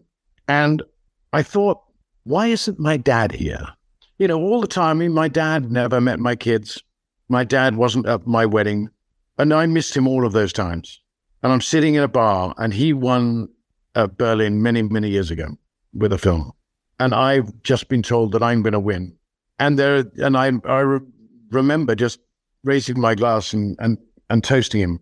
So yeah, I made a short film, won at Berlin, and won a prize at Berlin. And so yeah, I'm steeped in this sodding industry. There really is nothing else I understand. And it's incredibly important to me. And after I made a film called First Night with Sean Connery and Richard Gere, we had a personal trainer on the movie. He wasn't paid to get me fit. He was paid by the movie to get anyone who wanted to train fit. So Julia Ormond and Richard Gere and I used to go running at like stupid o'clock in the morning, 6 o'clock in the morning near Pinewood Studios. And we'd just go for like 3 or 5 mile run and come back, have a shower, go to makeup, get ready, shoot all day. So it was one day we were running through this, behind Pinewood Studios, there's a massive great park called Black Park. And we were running there, and our personal trainer was an ex-captain in the parachute regiment, an ex-special forces soldier. So he would be running in front, very straight, going, yes, and then I killed a man with my bare hands, and then I ate his legs, and then I used the other leg to beat up 3 other people, and then I killed them, and then I ate their legs, and, you know, because he's a roughy-toughy. And there's Julia Roland and Richard Gere and me go, and we get round a corner, and I turned to them and said, when we get round the corner, hide behind a tree. I said, what? Just hide behind a tree. So we all ran around the corner and hid behind trees. And this voice went off into the distance going, and then I killed another man with my bare hands, and I lived inside his body for 3 weeks, and then where are you? Where are you? This is very silly. Come out.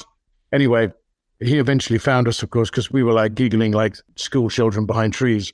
And then he made us pick up an entire log of some tree and carry it all the way back as our punishment. But it was worth it for the laugh. Anyway, the end of the movie finished. And this guy, this personal trainer said, I want to start a film extras background artist agency. And I want to start it with you. And I went, really? I'm an actor. No. And he went, think about it. Don't make a decision. Think about it. So we talked about it and thought about it for a while. And lo and behold, I then thought it was a good idea. And we started the company, and we called it 2020 Casting. And there was a Luc Besson film called Fifth Element about to start. And the first AD of First Night was going to be the first AD on the Luc Besson film. And I went in to see him, and I went, give us a job, give my company a job. And he went, oh, Chris, this is a big Luc Besson film. Why should I give you the job? I said, well, you're my friend. If we fail, sack the company. And I will dissolve the company because my friendship with you is actually more important than this 2020 casting thing. And he looked at me and went, okay, I need 150 6'4" guys to be robots. Oh, God, okay. So I went out and dialed my phone, rang up this personal trainer and said, we need 150 6'4" guys to be robots. And he went, well, I better get in touch with the regiment then. So got in touch with the parachute regiment, and we had people like that. And then so we did that, and it was great. Our second film was Ken Branagh's Hamlet, and we provided all the background and all the soldiers in that. And then we did a very small film called Saving Private Ryan, where we provided the German army and the American army, but not the D-Day landings, because that was done in Ireland. And then we did Harry Potter and Elizabeth and blah, blah, blah, Bond, lots of Bond movies and lots of other films. And in literally 3.2 seconds, we went from 0 to 60 miles an hour. And became very quickly the biggest and most successful background extras agency in the United Kingdom. So kind of everything I've ever done has been involved in this industry. And of course, like every industry, you know, those surfers in Malibu, they all wear wetsuits, they all wear black wetsuits, and they all go out and they sit on their surfboard and they feel the swell of of the water underneath them, and they're waiting for the wave. And the best way I can describe acting, I think, or frankly being in this industry, is you're waiting for the next wave. You're waiting for the swell, and then someone thinks it's a wave and starts to get up and go, and then they fall off, and it wasn't really a wave. And then a wave does come, and everyone tries to get on it, and everyone tries to surf, and maybe you're lucky. Maybe you're lucky, and that wave carries you forward a long way, and then eventually you fall off and you have to swim out. And maybe you're really lucky, like, the Ken Branaghs of this world, where that one wave carries you all the way into the beach. But most of the time, you have a wave which lasts a bit, and it's great, and then you fall off or you jump off, and then you have to swim out and wait for the next wave, and you're sitting there with a whole bunch of other people, waiting for the swell, waiting for the next wave that you're going to try and jump on board. You have the highs and the lows. You have the euphoric moments of, look at me, mama, on top of the world, and other moments of utter hell when, you can't afford to put shoes on your children's feet, let alone, baked beans on toast. And you go, what am I doing? This is the most immature thing I could ever do. And yet, I wouldn't do anything else. So, that's kind of how I got into the industry. That's a really long answer. I apologize. Tell me about how you got the role in Top Secret. Were there many other people that were up for it? My agent rang me up and said, Chris, I need you to go for a meeting. And could you wear some really, really tight jeans and a really tight T-shirt? What kind of job are you sending me up for? I'm not sure I really want to go for this job. I can't tell you. They won't release anything. They're going to send some sides to you. I have really no idea what the film's about. But they've asked you to wear, figure-hugging clothes. So these signs arrived in the old days before email, by post in the mail. And I read them, and there's like 6 pages of gobbledygook. There's a guy who's a singer, maybe, who's on tour. He's American, who's on tour in East Germany. And there's a guy called Nigel, who's the Torch, who's the head of the French resistance, but they're in East. None of this makes sense. But I learned the lines, and I went along wearing a ridiculously tight pair of jeans and a white T-shirt. I had no idea about Zucker, or indeed about anyone else who was up for the role. And I went in and met them, and it was immediately, Jerry and David and Jim are still really good friends. And the producer was Hunt Lowry. And whenever I'm in LA, I stay with Hunt. In fact, I went and stayed with Jim Abrams when Hunt was getting married and went to his wedding. These are really, really, really very special people who I'm immensely fond of. I think it was Jerry, or maybe Jim, I walked into the room and said, so what do you think the film's about? I think it's about some American Elvis Presley singer who's going to East Germany on a concert tour and gets hooked up into some sort of weird French resistance thing and has to rescue the scientists from their. They went, oh my God, you got it! You got it! Oh, it's fabulous! All of that from 6 pages of utter rubbish. So I walked out the room and went away thinking that was the weirdest interview I have ever been. In my very short time, I was about 21 years of age, maybe. In my very short career, that goes up there as really weird. Since then, I've been on lots of weird ones, so it was the first really weird one. I heard nothing. And then I was cast in a BBC costume drama of a Jane Austen book called Mansfield Park. Wonderful, very starry cast of good English actors. And then while I was shooting that, I had to go to the BBC because they wanted to see me about this Penelope Keith series. Penelope Keith is a very famous comedian in the UK. She's sort of like Lucille Ball, but no. She was the biggest star on British TV. And it was to play opposite her in a comedy show. And literally the day I finished filming Mansfield Park, I had to get in a car and drive to start shooting this other thing. And I rang up my agent about a week before and going, did we ever hear anything from those American guys? He said, no, we never did. He said, I'll ring up Mary Selway, who was the doyen of casting, and she cast it. I'll ring her up and see whether she ever got anything. We had no feedback, nothing. Anyway, the phone goes dead, and about 5 minutes later, he rings me up and said, you got it. And I said, what? You got the thing. They thought you were brilliant, and they thought literally the moment you walked out, you got the part. They just didn't bother to tell us. Okay, and then of course the phone goes dead again, and then his production me out going, we need you to look like a sort of Californian beach boy. We will make you a member of any gym you want to be a member of, and we need you to find a personal trainer who's going to beast you. For the next 9 weeks, I'm shooting this comedy series, and then, well, till when? Well, I know, whatever it was. They said, well, we start shooting like 10 days after that. Wow. So I rang up the BBC and went, I've just been cast in this Paramount movie. They want me to go to the gym with a personal trainer. And they said, well, what gym do you want to? So I said, well, I think it's this gym over there. They've got a really nice personal trainer with really big muscles, and I think that's what they want me to look like. He said, well, we better make sure our rehearsal rooms are just around the corner from the gym then. I went, okay. So I went to the gym, and they said, well, normally, it was different times then. Oh, normally we have girls' days and boys' days. But looking at your body, you need to come every day. So I went 7 days a week, 3 hours a day with this personal trainer, and I changed my body, and I got seriously fit, and it was a real education. And I look at it now, and I feel, that in those days, nobody had to take their shirt off. Well, actually, girls did, but no boys did. It wasn't, now, if you're a young actor in Hollywood, if you don't have a six-pack, you don't get the part. They're all expected to take their shirts off, and they've got, I don't know how they do it. I don't know how they spend, an hour and a half a day or 2 hours a day in the gym ready. So when that audition comes along, they say, oh, can you pop your shirt off? They've got that six-pack ready. In fact, I did an American show years ago with an American actor who had a very hairy chest.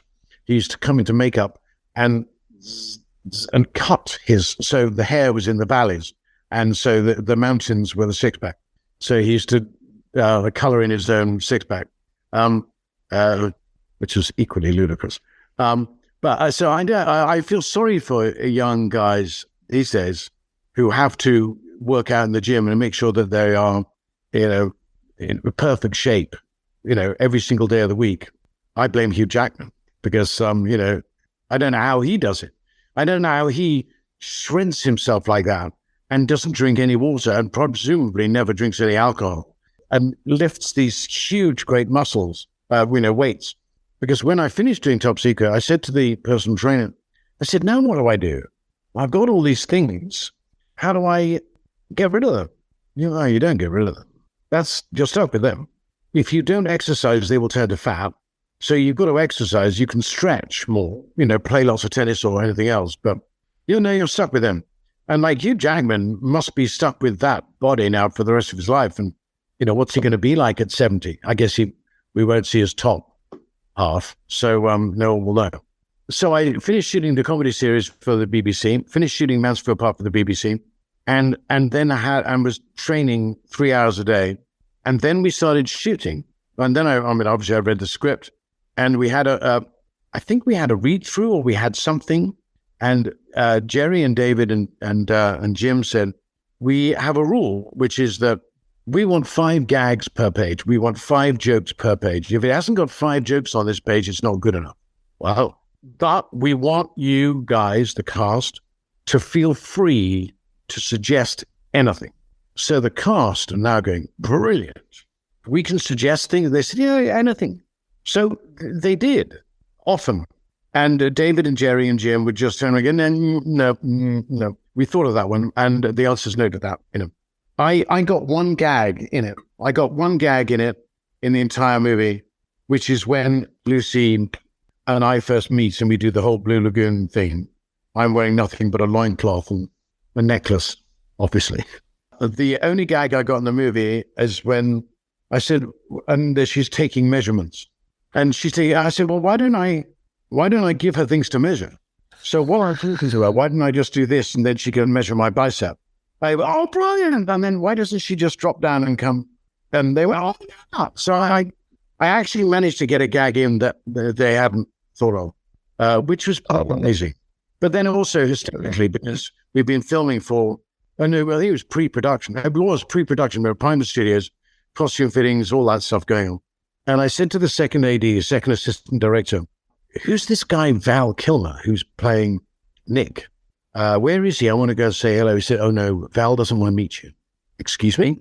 Val doesn't want to meet you until you meet, finally, in the final denouement of the film, when you face off and you fight each other. That's ridiculous. Where is Val? Well, he's over there in the thing. I said, come on, let's go meet him now. So we went, me and this second assistant, I went and found Val, and I walked in and said, Val, it's Chris. Good to meet you. I'm playing Nigel, the Torch. And Val and I became best mates. He had a flat in Sloane Square in Chelsea, and I had a flat which I owned in Parsons Green. And we just became inseparable. And, it was his was it his first movie? And it was my, third movie. And he and I would go running in the morning with the girl playing Supergirl. We'd go out running in the morning, and then she'd go and be Supergirl, and we'd go off and do Top Secret. At that point, they were shooting Last Days of Pompeii at Pinewood, and the entire backlot was filled with sort of Roman amphitheaters. I walked down the corridor to my dressing room, because we were in the studio, so it wasn't trailers, it was dressing rooms. And I walked down the corridor there, and the guy showed me to my dressing room, and there was my name on the door. And opposite my door, there was Laurence Olivier's door, who was in Last Days of Pompeii. Laurence Olivier is opposite me? He said, yeah, no, Mr. Reef is just there. What? Yeah, but Laurence Olivier is going to be finishing in a couple of days because the movie's going to be wrapped on it. And I walked into my dressing room, and there's a big sitting room with sofas and chairs and a telephone. And I pick up the telephone, it works. Great. And there's a big thing of fruit, in cellophane. I don't know why people give those as gifts, but they do. And then there was another room which had makeup chairs and things, and then another room which was a bathroom with a shower and bathroom. I thought, they've given me the wrong dressing room. This is like a palace. This is where Laurence Olivier should be. I should be in the shoebox at the tail end of the corridor. They've given me, and then there was a knock at the door. And I'm like, this is so embarrassing. Anyway, I opened the door, and there's Laurence Olivier. And I think, oh, Christ, I am in the wrong dressing room. I am. I should be in the shoebox at the end of the thing. And this is his dressing room. And he's old now. And he's got lost. Or he hasn't got lost. He's found the right place. And I said, I think your dressing room's just opposite mine. And he went, no, I'm not actually Laurence Olivier. I'm a man called Harry Van Engel. And I'm Laurence Olivier's double. I went, what? And he said, yeah, I'm his double. I actually tend to appear in films more than he does. I said, I'm sorry. He said, well, all those hands turning doorknobs, that's my hand. All those long distance shots of Laurence Olivier walking up a hill, or that's me. And when it's his back walking away from, that's me. And when it's his foot, it's me. And then they can, because he's so expensive and he's Laurence Olivier. So, they pay for, and he said on the bounty, they couldn't afford to have him there for reading Anthony Hopkins' lines. So I was sitting in for Lord Olivier, reading the script, and Anthony Hopkins was sitting opposite me. And he said, Anthony Hopkins made me cry. His performance was so moving. I'm sitting there just reading the lines, and there's Anthony Hopkins, and he made me cry. And anyway, he said, I'm going to be your stand-in in the movie. I said, my stand-in? He said, yeah, when we do the lighting. And I went, what, you're going to be my stand-in? He said, yeah, if that's all right with you. And I said, it's fine with me. So, 6:15, get to Pinewood, go running, go and have a shower, get into costume, makeup, go onto the set, and there's Laurence Olivier standing there, except it's Harry Van Engel. And he said, Chris, the light's there, and this is where you come to the window, and this is where you turn around and do that. And you go, right, thanks very much. Now, fuck off and go and get me a coffee, would you? And people can go, oh my God, you're telling Laurence Olivier to fuck off. So I had a ball. One day, Val and I are walking across Pinewood to go and see a set that's being built on another soundstage around the corner. And we're just shooting the breeze, and it's like 5 o'clock, maybe 6:30 in the evening. I think maybe we've got a beer in our hands. We're done for the day. And we're just let's go and have a look and see what the set's like for the thing. And he says, yeah, great. So we go and have a beer, and we walk over there. And I said, have you got a girlfriend? And he went, yeah. I said, what's her name? And he went, Cher. I went, Cher what? And he went, just Cher. I went, okay. It's a weird name. Is she going to come over to see you while you're in London? Or is she not going to bother? I said, no, actually, she's coming over this weekend. Why didn't we meet up Saturday morning?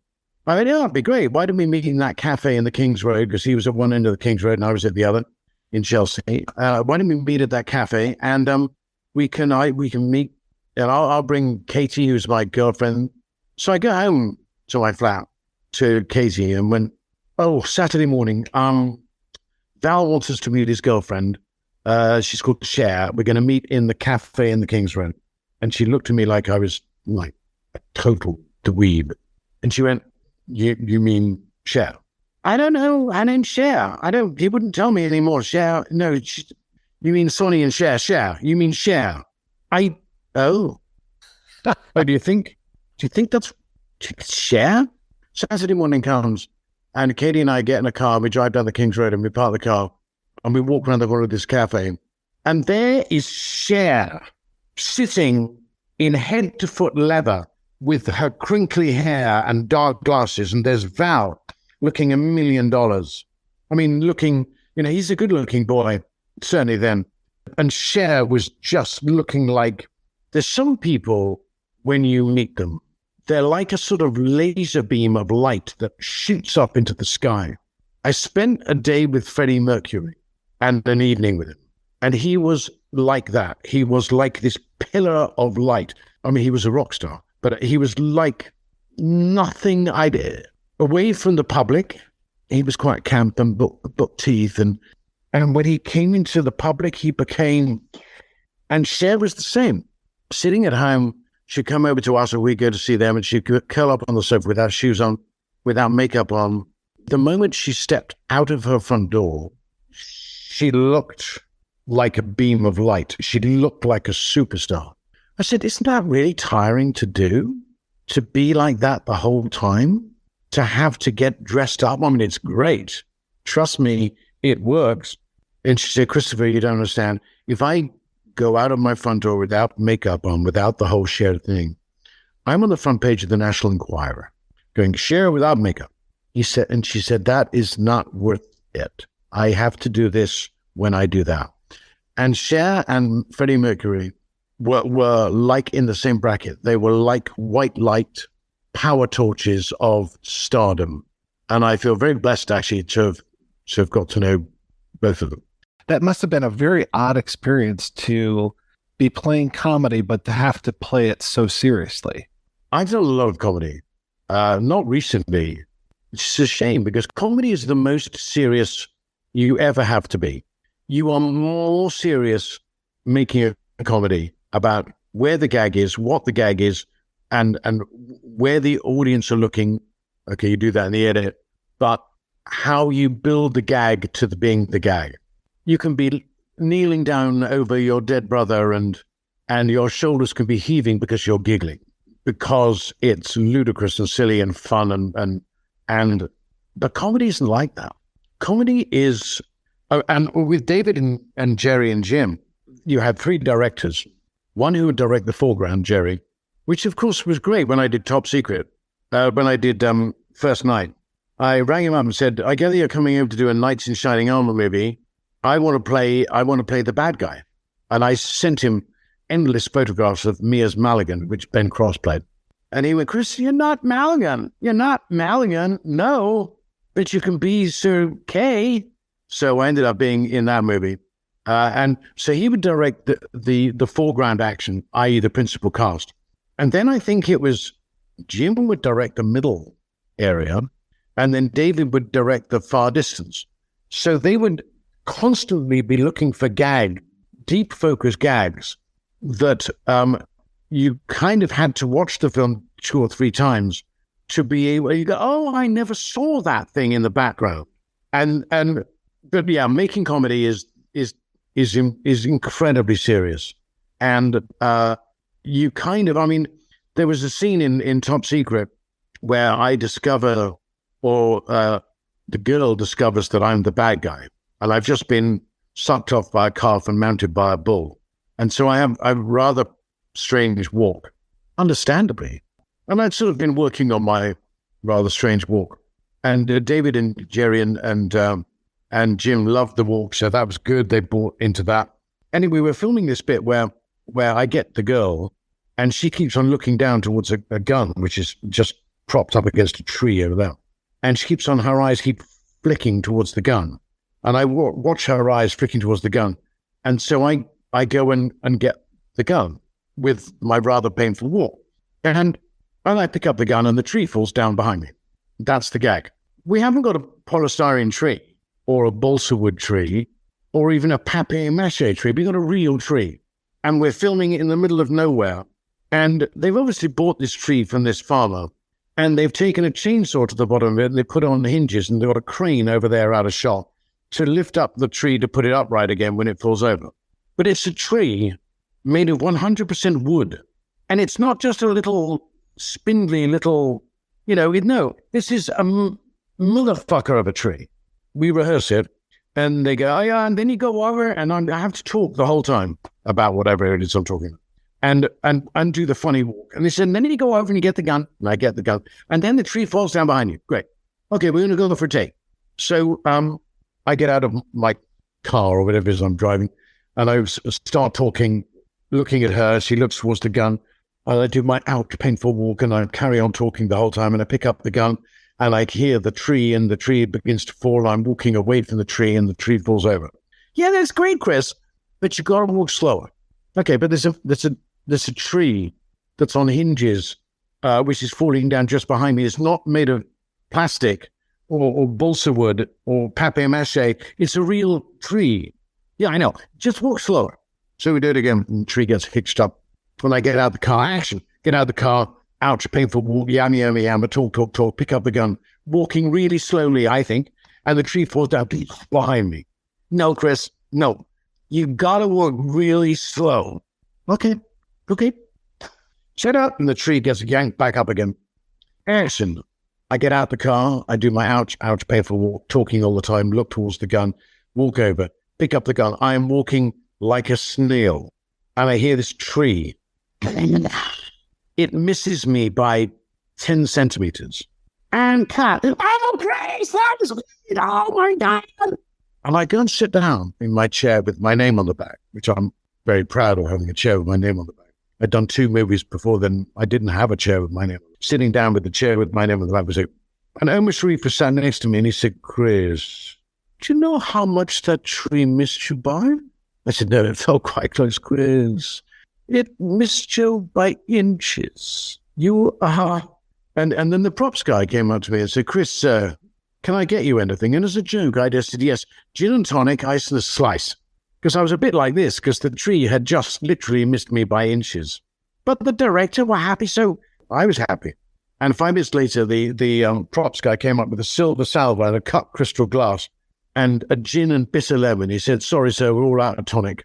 So I sat there in the middle of this nowhere with my chair with my name on the back with Omar Sharif on a lovely, lovely summer's day, having a gin and bitter lemon for having narrowly missed being killed by a real tree in the middle of a park. There we go. And then, of course, we got to the famous underwater fight sequence where Val and I both had to train as scuba divers to be able to do it. And we trained together. And, of course, we worked out the whole fight.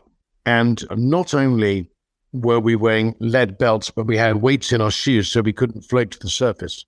And we were filming 20, 25 foot down in the bottom of a tank with lights. No. Lights have got electricity and water. No. But we need the lights and cameras. Cameras have electricity. Yeah, we obviously need the cameras. Lights and cameras filled with electricity underwater with Val and I and stuntmen and a set. And in fact, there's a part of it when I run at Val or I smash a chair over Val and he falls backwards over the table of the 4 guys playing poker. And then he kicks me with his legs and I whiz back through the water and smack against the bar and then pick up the gun and try and shoot him. And then the barmaid smashes the bottle over my head and the light falls down and he jumps out of the way. 2 things.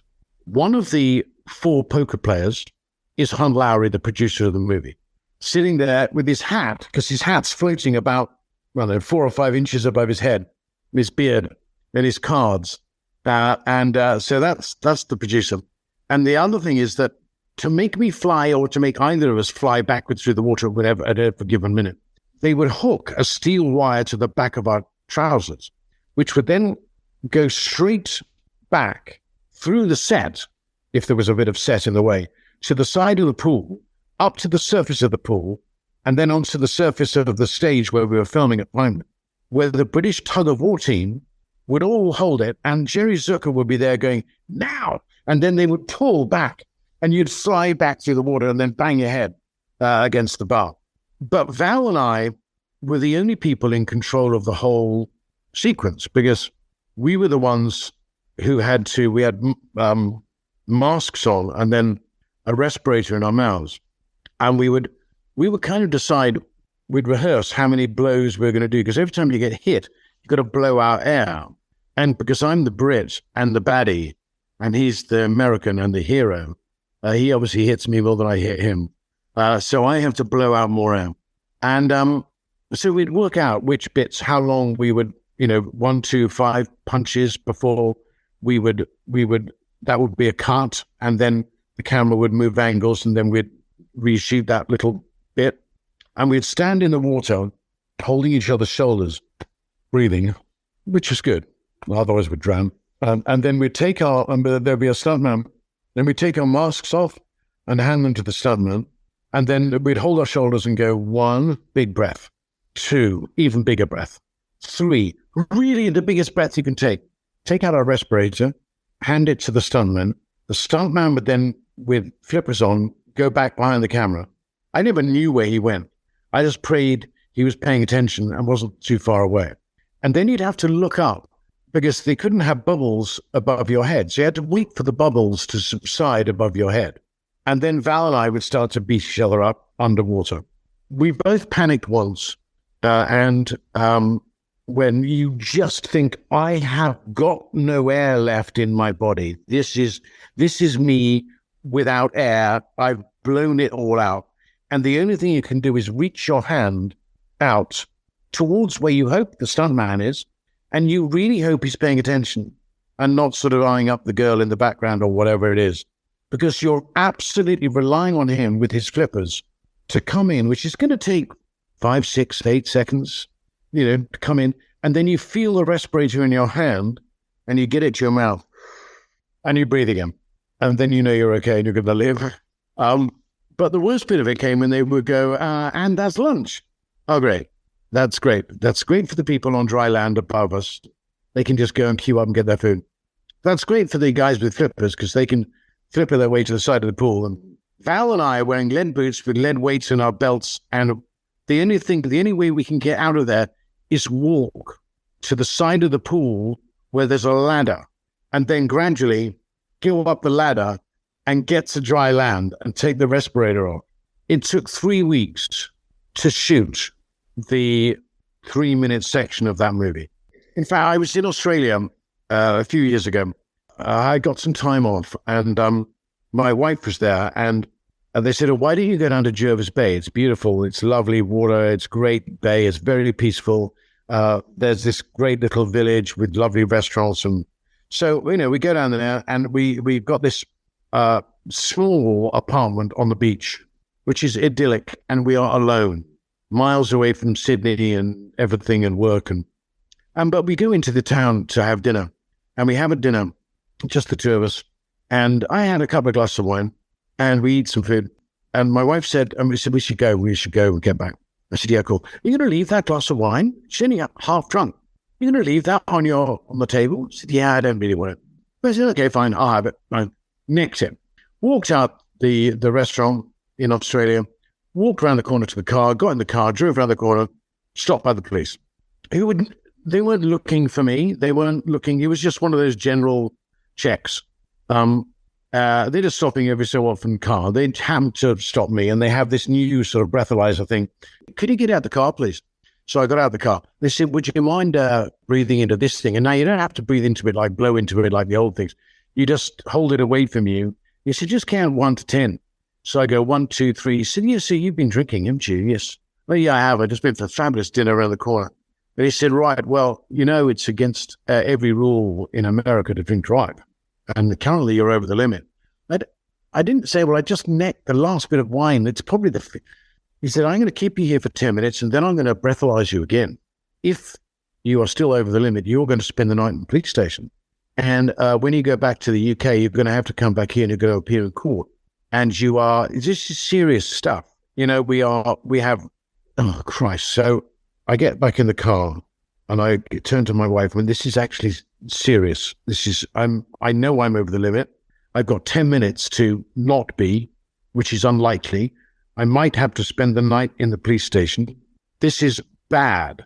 And the guy comes over and said, so what are you doing in Australia? Oh, I don't want to say I'm an actor, because then you go, oh, have I seen you in anything? And that ends up a can of worms, which you don't really. So I'm kind of loath to go down that alleyway. And my wife leans over and he goes, he's an actor. Why did you say that? You could have kept that bit quiet. We don't need to know that bit. Well, have I seen you in anything? No, here we go. I knew this was going to happen. Why don't you Google best ever underwater fight? What? What are you saying? I'm in enough trouble. Now you're telling him to Google or, He said, what? Is that? Just Google best underwater fight scene ever. Hey, Bruce, mate, come over here. You got your phone on you. This guy's an actor. He said we should Google best ever, his wife said best ever underwater fight sequence. So they Googled best ever underwater fight sequence, and there's Val and me. And he said, so what's this? I said, it's a film called Top Secret. Maybe other guys have made, Airplane and Naked Gun. And he says, is that you? Yeah, that's me, and that's Val Kilmer. And he said, so I just watch it? And yeah, just push play and watch it. And obviously I'm not drunk, and I'm talking very lucidly and going, well, then I pick up a bar stool and I smash it over. And the guy playing card, he's one of the producers. And then Val kicks me off and I go flying back, and then I pick up the gun and the bartender and they watch the whole thing and they go, that is amazing. I've never seen that. I've got to go and watch the whole film now. So we're chatting away, and he said, what else have you done? So now we ended up talking for about 35 minutes. And at the end of it, he said, right, mate, so you've actually been here for quite a long time, and it's been very entertaining, but I'm going to have to breathalyze you again. Let me remind you that if you are over the limit, then I'm going to have to take you to a police station, and you have to come back here and appear in court. So he held up the thing, but instead of holding up the thing like 2 inches away from my mouth, he held it like this far away. And instead of counting 1 to 10, he went, okay, go. 1, 2. Yeah, fine, mate. You're all right now. I want you to go home, park the car, do not drive again tonight. So, frankly, I have to thank my wife for keeping me out of jail. I also have to thank David, Jerry, and Jim for creating the best ever underwater fight sequence, because it also kept me out of jail. Well, I'm curious what you have coming up next. Through COVID, suddenly there's no work. There's no theater, there's no film, there's no TV, there's no industry. No one will cover COVID insurance. I thought I'd done a thing called ABC Murders with John Malkovich. I'd done a movie for US TV. I'd done another couple of things. And I thought, this is actually, I'm on quite a roll. This is quite nice.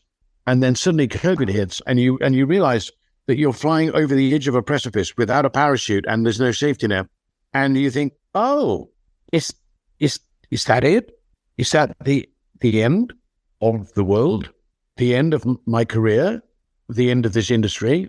Will any of us ever work again? I've now just got my savings.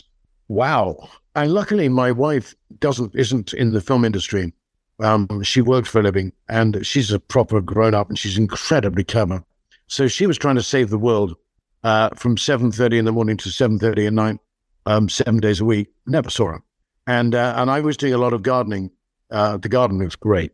And I was also painting a lot of pictures because I thought, what can I do that's going to be the valve for my creativity? Because I need something. I know I started painting pictures, which I've had 11 exhibitions before. And one of my paintings was on sale at the Tate. It was turned into a postcard and was on sale at the Tate and National Portrait Gallery in London. And so I started painting pictures, and remarkably, without really thinking about it, I started painting pictures of lighthouses. And I thought, on spits of land with waves and sky, and I thought, why what is in my head? Why am I painting lighthouses? I mean, I do love Edward Hopper. I love Dennis Hopper too, but Edward Hopper, the painter, he did all those amazing paintings of lighthouses. But then I realized that lighthouses are meant to save us, and they're beacons of light to stop us going on the rocks. So maybe in some weird way, my subconscious was going, we need saving. And the light at the end of the beacon, the Great Gatsby green light across the harbor, we need something that will save us from this thing which has happened to the world. So I painted a lot. And then almost a year ago or so, the industry began to work again and became healthy. Healthy if you're a Marvel character, I guess. I've done 2 films. I did the Magic Mike film with Channing Tatum and Salma Hayek. Of course, it was with Thandaway Newton first. And then I did a film called Clico with Haley Bennett and a really good cast of actors. And I haven't got a lot to do in either film, actually, but I'm delighted to be in both of them. And Haley Bennett's tremendous. And it's a film about the widow Clico, the French woman who married into the Clico family. I play her dad, which is awful because I think I still look like I'm 37. But I play her dad. She goes, no, when her husband dies, played by Tom Sturridge, everyone says, well, presumably you're going to sell the vineyard. You can't run it. You're a woman. You can't possibly run the vineyard. She goes, no, I want to run the vineyard. I want to continue my husband's work. I want to make champagne. And through her perseverance and bloody-mindedness, during the Napoleonic Wars of it's the film set in 1806, she learns to make Veuve Clicquot champagne, and which becomes Veuve, the widow Clicquot. So she makes Clicquot champagne and makes it one of the greatest champagne houses in the world. And it's a wonderful story. And we filmed in France, in the rain and the mud, and we were wearing little Napoleonic slippers and stockings and breeches and slipping all over the place. But but you think, okay, we need films like that.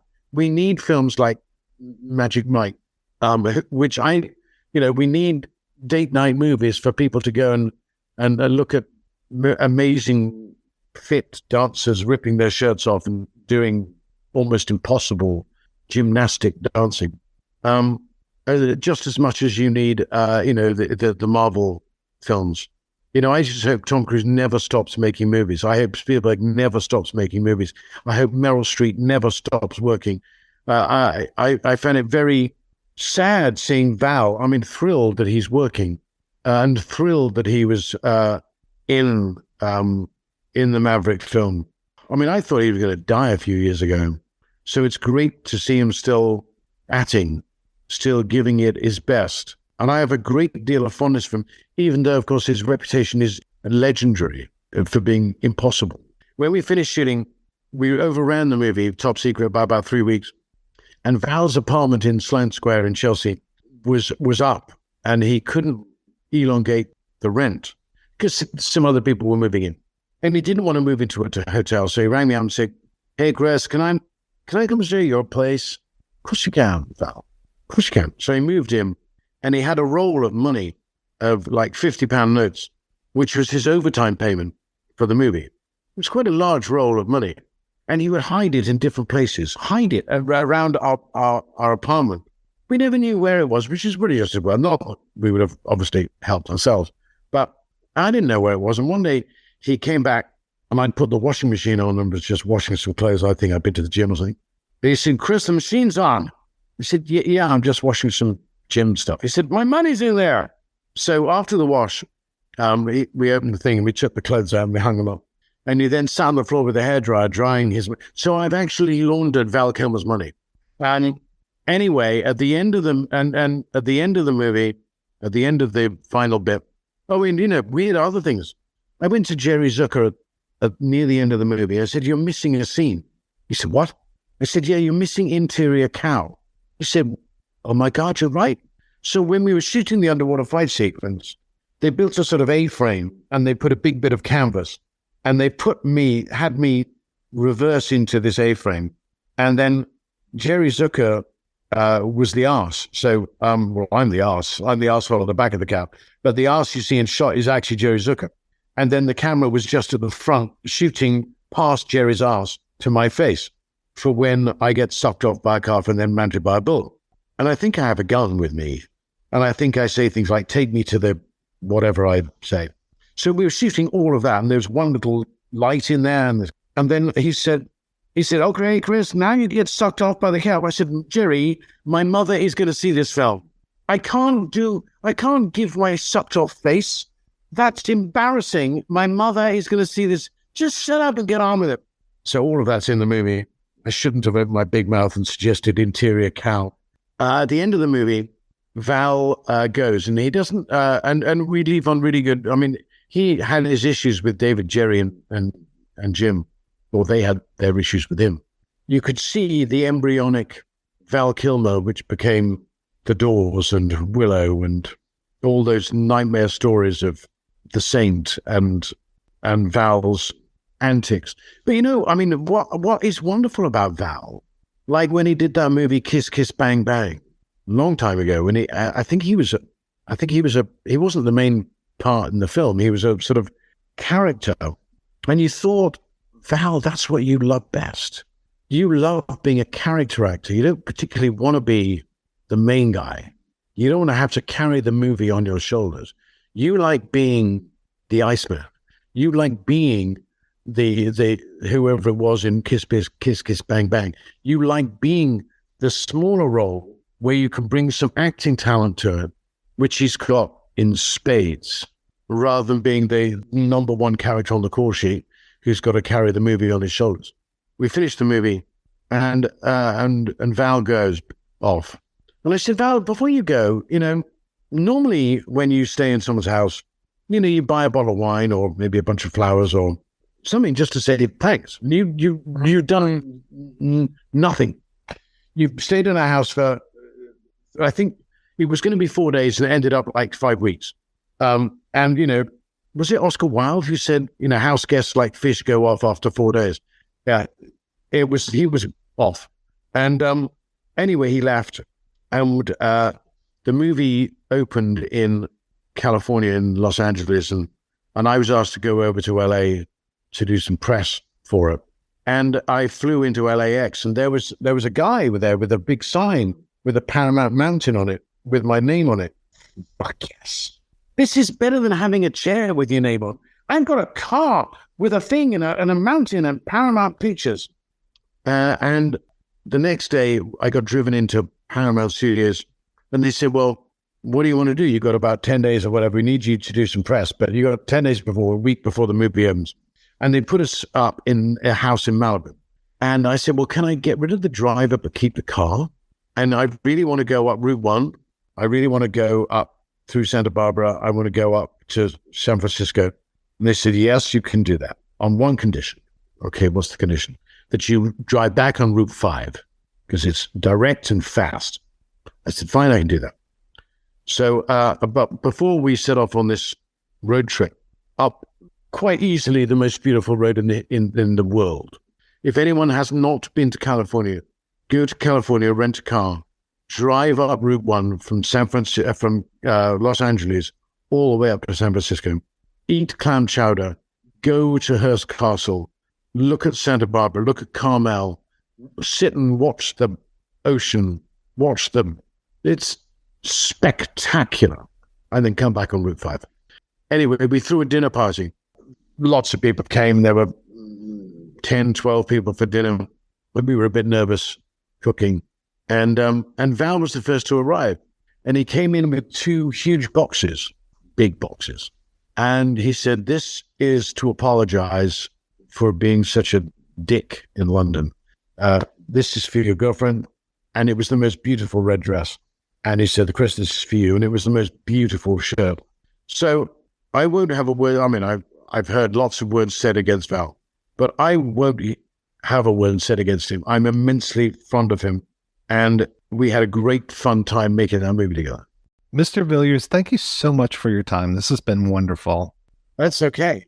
I can't believe it's true. that I just met a girl like you.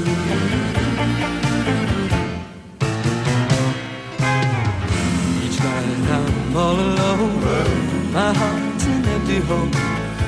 To see you standing there would be my only prayer.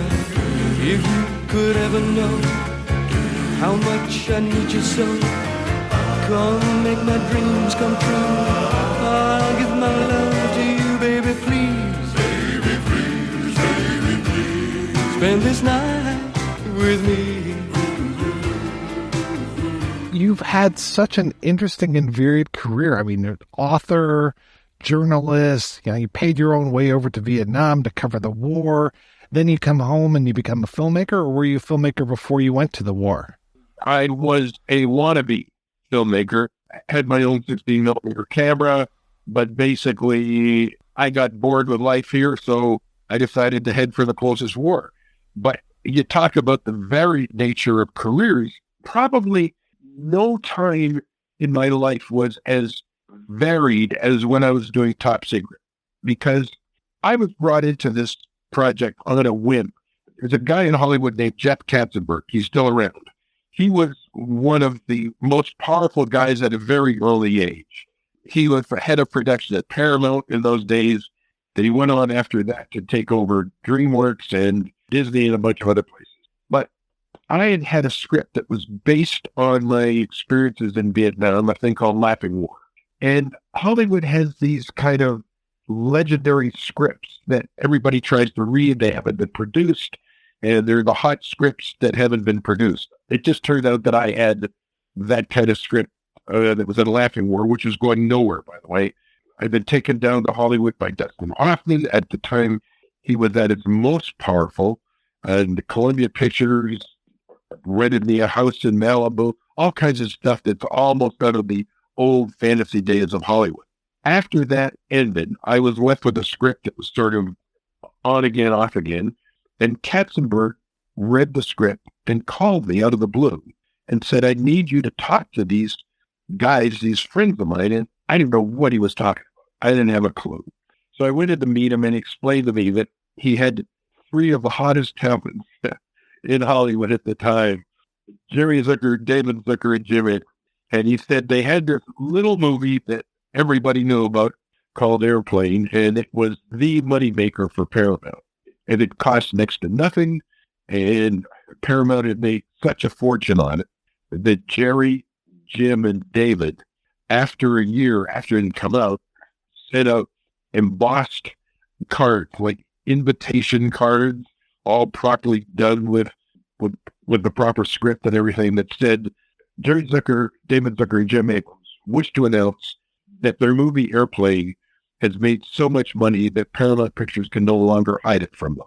That was the basis for Jerry, Jim, and David's aura in those days, but they had a problem. They were trying to do a spy comedy, and they were going nowhere. They just had a collection of jokes, and there was no plot. There was nothing. And Katzenberg said to me, your script has got humor in it. It's got plot in it. Will you go in and work with these guys? I had just been in Hollywood like maybe 9-10 months or something. So I thought, okay, what the hell? So I went to meet those guys, and we just hit it off. They are wonderful people, wonderful human beings. None of them had any interest in the Hollywood trappings. They all drove old cars. They weren't part of the Hollywood scene. I just liked them right away. So we agreed that I would join the team. I would be the fourth member of a trio, as it were. But there's one little problem I had, was that I was doing a real-life documentary up here, a major undercover project, and that was actually exposing the real-life spies from the Soviet KGB. So I was mixing these two worlds, reality and fiction, and not only that, reality and comedy fiction. In the most bizarre way, it was really difficult to stay sane sometimes.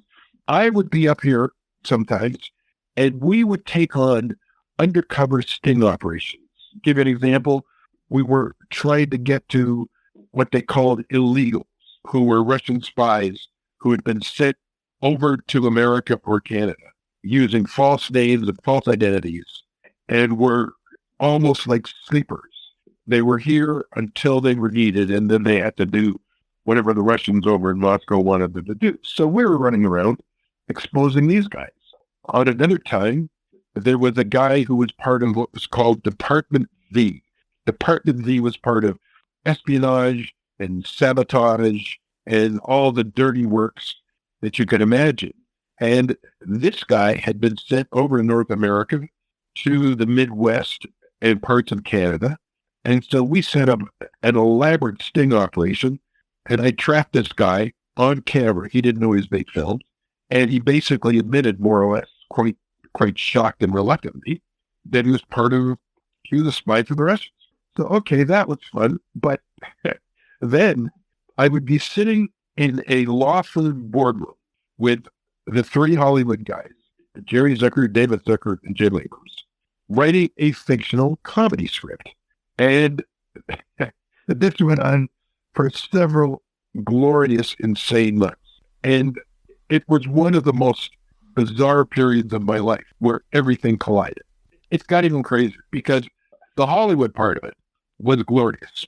As I said, we were working out of their lawyer's boardroom on a street called San Vicente Boulevard in West Los Angeles, not far from where I live most of the time or part of the time in Santa Monica, California. And so every morning I would drive to this lawyer's office.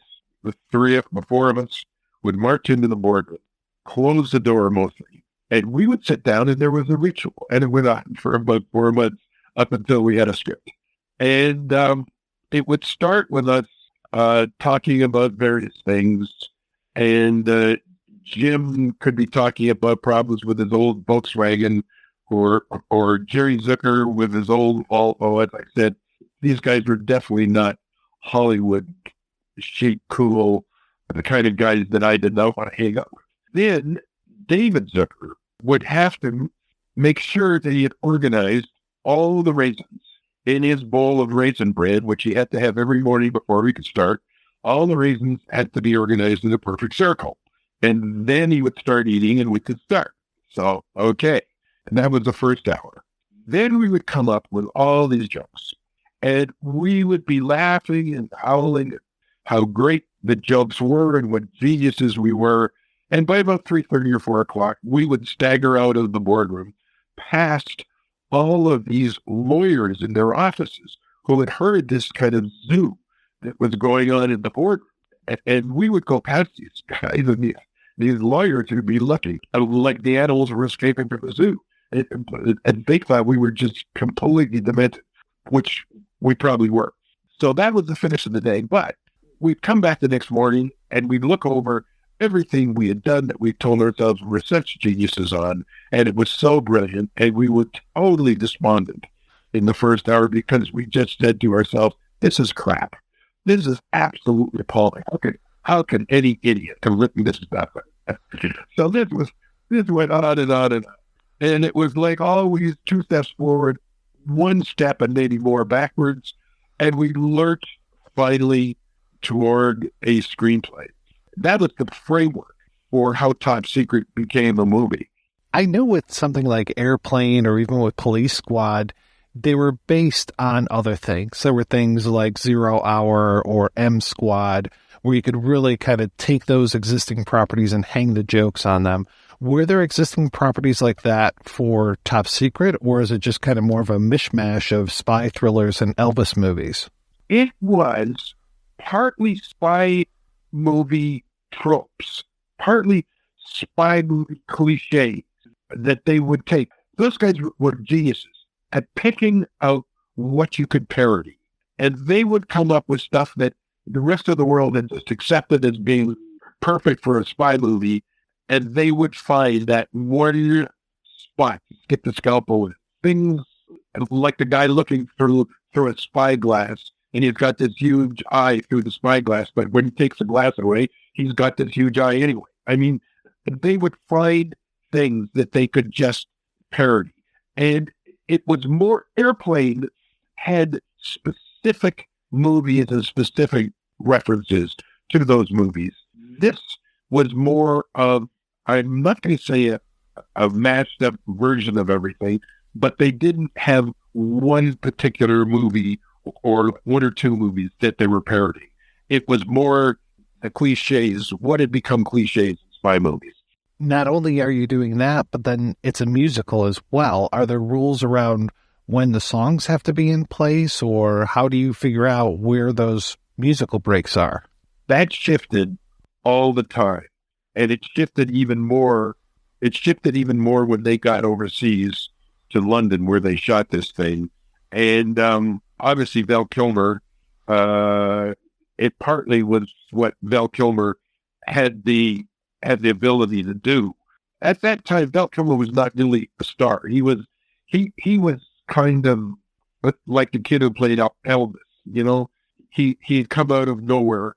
And I always remember, just before they left to take off to go to film the thing, Jerry and David shared a house in the Westwood area of Los Angeles, near UCLA.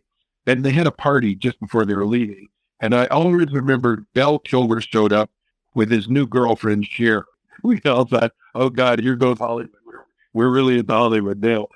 Actually, another memory that I have, Mike, is that once the film was done and it premiered and it came out, on the first weekend, I went to a theater in Westwood, and I was there with David Zucker, and the theater was packed, and everything worked the way that we had hoped it would work.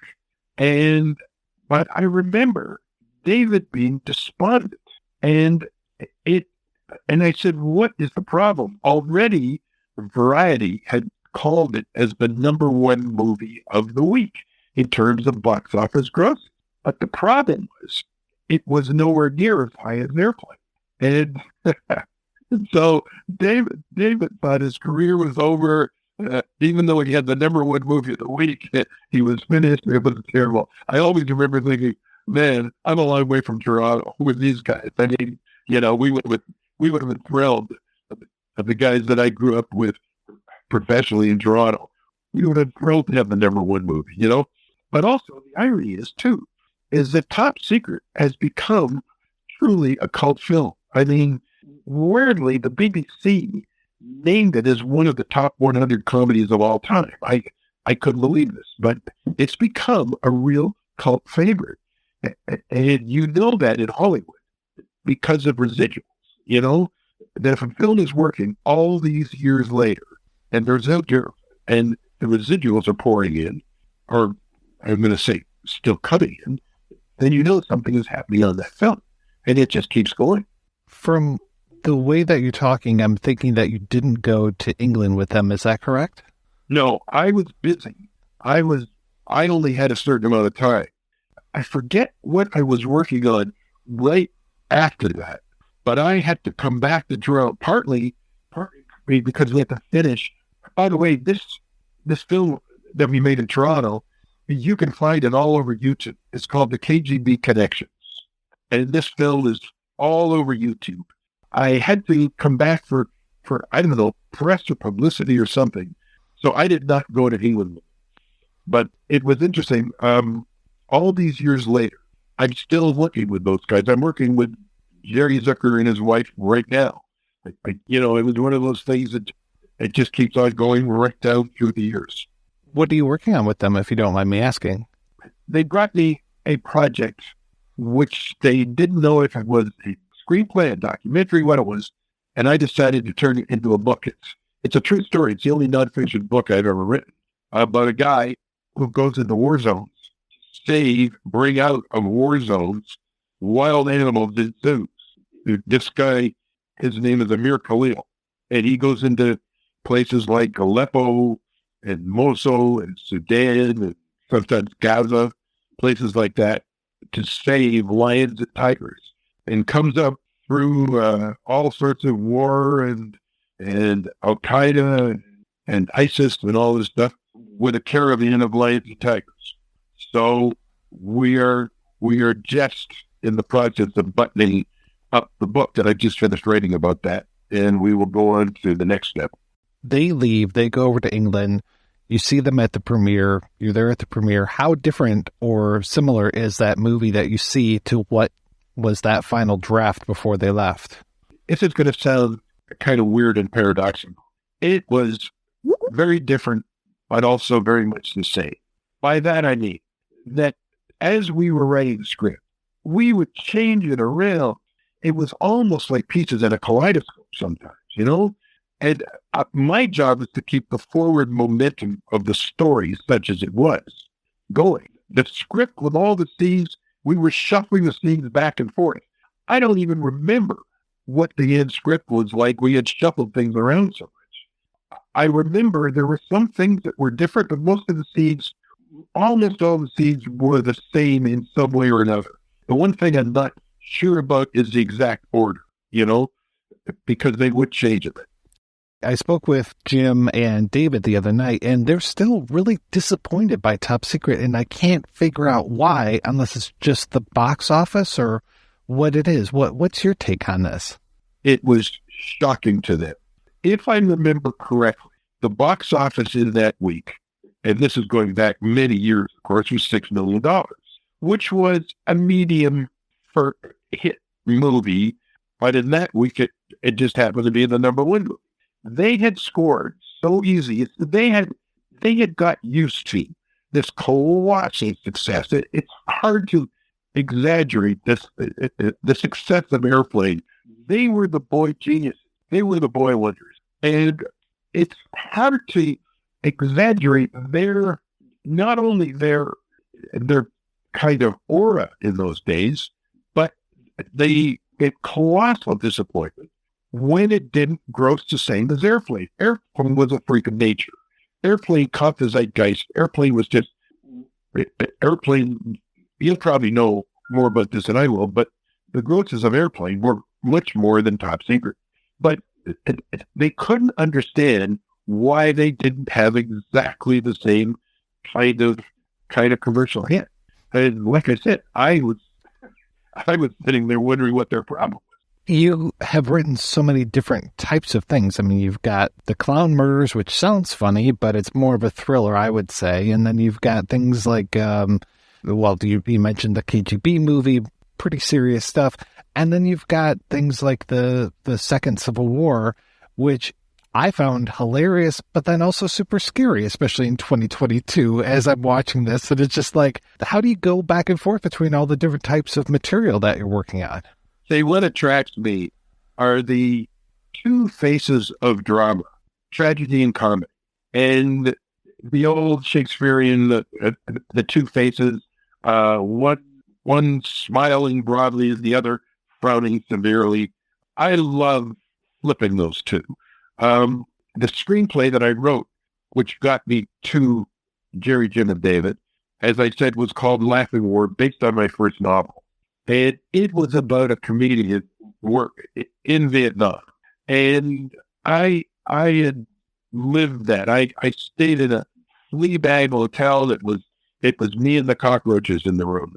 But on the ground floor, there was a talent agent. And the talent agent was bringing in with a guy right out of the Borscht Belt, right of the old-time, almost vaudeville guy, who would bring in these acts, including these broken-down comedians. And to me, that was the story. That was, and I used that for a book and then a screenplay, flipping those two. And I love situations like that. So when you talk about things like Second Civil War, Clonbur, The Laughing War, there's another one, The Commissar's Report, which has almost been a movie about 10 times in Hollywood. And one day they both combine the absolute seriousness of life with the glorious absurdity of it, you know? So I kind of go from one to the other and try and flip them. I do have to commend you so much on the Second Civil War. I rewatched that one today, and wow, so good. And like I said, just, I mean, as I'm going to lunch and hearing the January 6th committee stuff and then coming back and finishing the second half of the movie. It's interesting you mentioned that one, like, that because I know this is off topic, but that film for HBO came out during a change of management, a very unsettling, very fractious change of management. And I'm not going to say it got buried, but it never got the release it should have had. The odd thing about that, though, is I can't tell you how much I get asked about that and how much I get queries about it and on and on. I mean, it has the old Hollywood word length, it's still out there. So other than the book that you're working on, what else is keeping you busy? I have, at this point in my career, I managed to get involved in the most difficult film I've ever had to get going.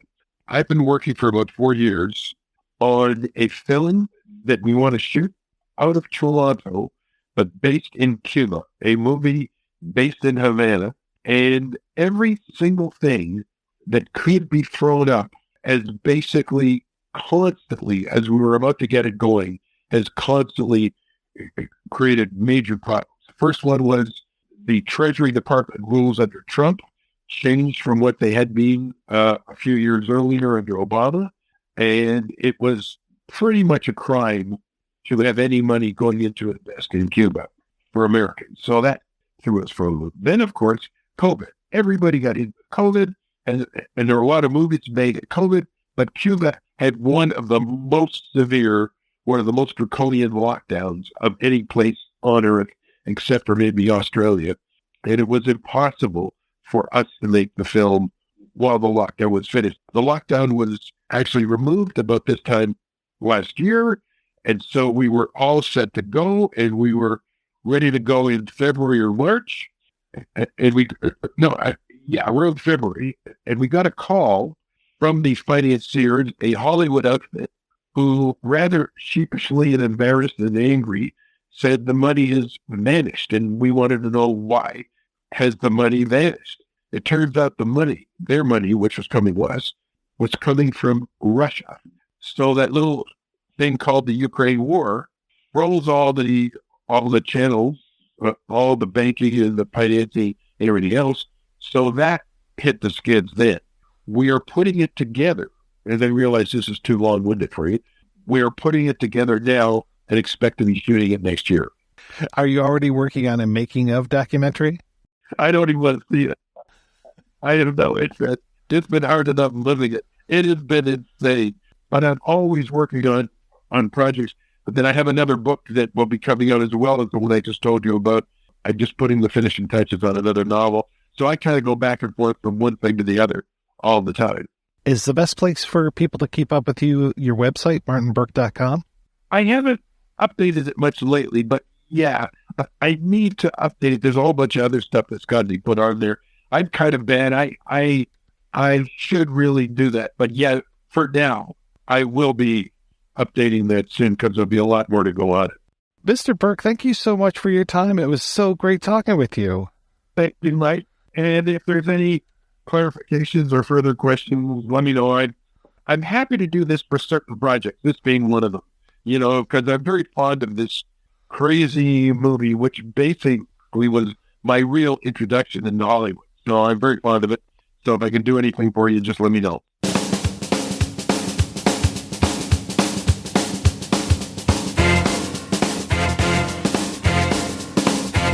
Well, get out on that floor and hit that rug tonight. Well, get out on that floor and hit that rug tonight. We're gonna shake that rug till the early, early light. I said romp and stomp and slide like the devil on a thread. Yeah. I said romp and stomp and slide like the devil on a thread. Well, stay back, baby. I believe I'm on the free. So I know that you guys actually grew up all together. Your fathers worked together, if memory serves. When did you decide to actually start the Kentucky Fried Theater? What ages were you and what brought that about? So I'm 3 years older than David and 6 years older than Jerry. We knew each other as kids, but, back then, that's a pretty big difference in age.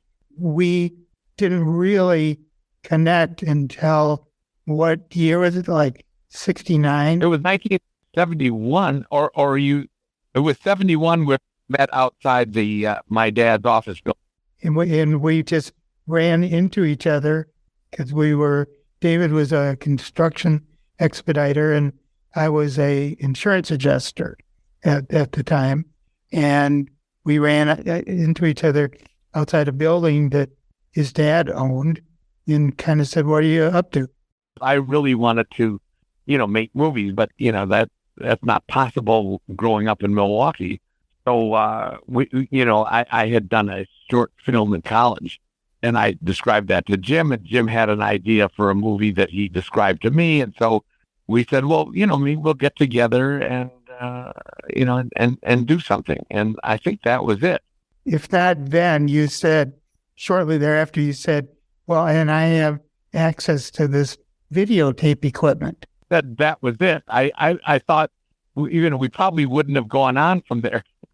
But until I went down to Chicago and saw this show consisting of it was a videotape show running about 70 minutes. One of my dad's friends had some videotape equipment, and so he offered to lend it to us. So that really was the start of everything. Which sounds like not a big deal, but in 1971, nobody had access to video equipment. Today, everybody's making movies on their phone all day long. But back then, nobody was doing that kind of stuff. So we really, when we started to get together, there was no competition. And we had the luxury of time to kind of figure out a voice and how we wanted to approach it all. I mean, that probably wasn't even VHS or anything. That was probably, like 3/4 or something? No, it was reel to reel, big, huge Sony tape deck. That's what it was. Gigantic machines and then gigantic cameras. But we were thrilled because, we could record stuff and then erase it, and it was sound and picture and everything. So, and we could even edit. Yeah, we could edit. Jim, you were an insurance adjuster. Were you like the Walter Neff of your time? Well, I like to think so. I worked for a company called American Family Insurance, where you can get all your family's protection under one roof. And I got a job there because when I was through a school, I didn't own a car. So I went and looked for jobs in the newspaper and said, if you become an insurance adjuster, you get a car. You have to drive around to accident sites, interview people who were involved in accidents and witnesses and whatnot. So the job came with a car. So I applied and got it, and it was a lot of fun. My job mostly wound up being trying to find people who were faking injuries. So I go sneaking around trying to get pictures of them playing tennis or re-roofing their houses or that kind of stuff. So you've got access to this video equipment. You're making your own kind of comedy skits, these things. When do you say, we've got something here, we really need to act on this and take it to the next level? Jim and I were really experimenting with the video equipment in Milwaukee.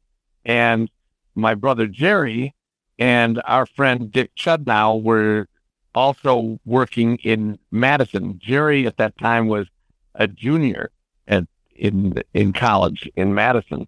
And they were doing some videos up there too, as well as they had Dick Chudnow had a stage company, and they were doing improvisation. So somewhere along the line, we said, well, we think we have enough material for a video if we combined it with live stage skits. So that's what we put together, and we rented a space in Madison, above a cafe, and Jim and I went up on weekends and together with Jerry and Dick, we hammered and nailed a theater together with 100, probably was 50 chairs. It was a small space. I don't even remember rehearsing the show though, but we were set to open, and then days before the show was supposed to open, the building inspector shut us down because the owner of the cafe had neglected to apply for a permit. So we moved the union, the University of Wisconsin Student Union, kind of came to the rescue and let us use a space in the union, and so we could put the show together. And that's where our first show was. And we really hadn't rehearsed, and we figured we'd do 2 shows that night, but we ran out of material after 20 minutes. Yeah, because we had never rehearsed. It was a disaster. Yeah, so we were kind of panicked. We didn't know what to do, so we called it intermission after 20 minutes. So, and then during intermission, Jerry and Jim and I debated how much money to refund because we were just going to give up. But Dick was, he was more, well-versed in theater. He and the girl in the show, Lisa Davis, then did a whole improv show for like 30 minutes after that. And that was very funny, really good. And I think the audience came away liking it. But I think we were kind of disheartened by on Monday, we got a good review in the paper. Yeah, somebody raved about it. So we decided to keep going. And then, we rented another place, Shakespeare and Company, a bookstore. So was the first review that guy, had a good week? Was that him? No.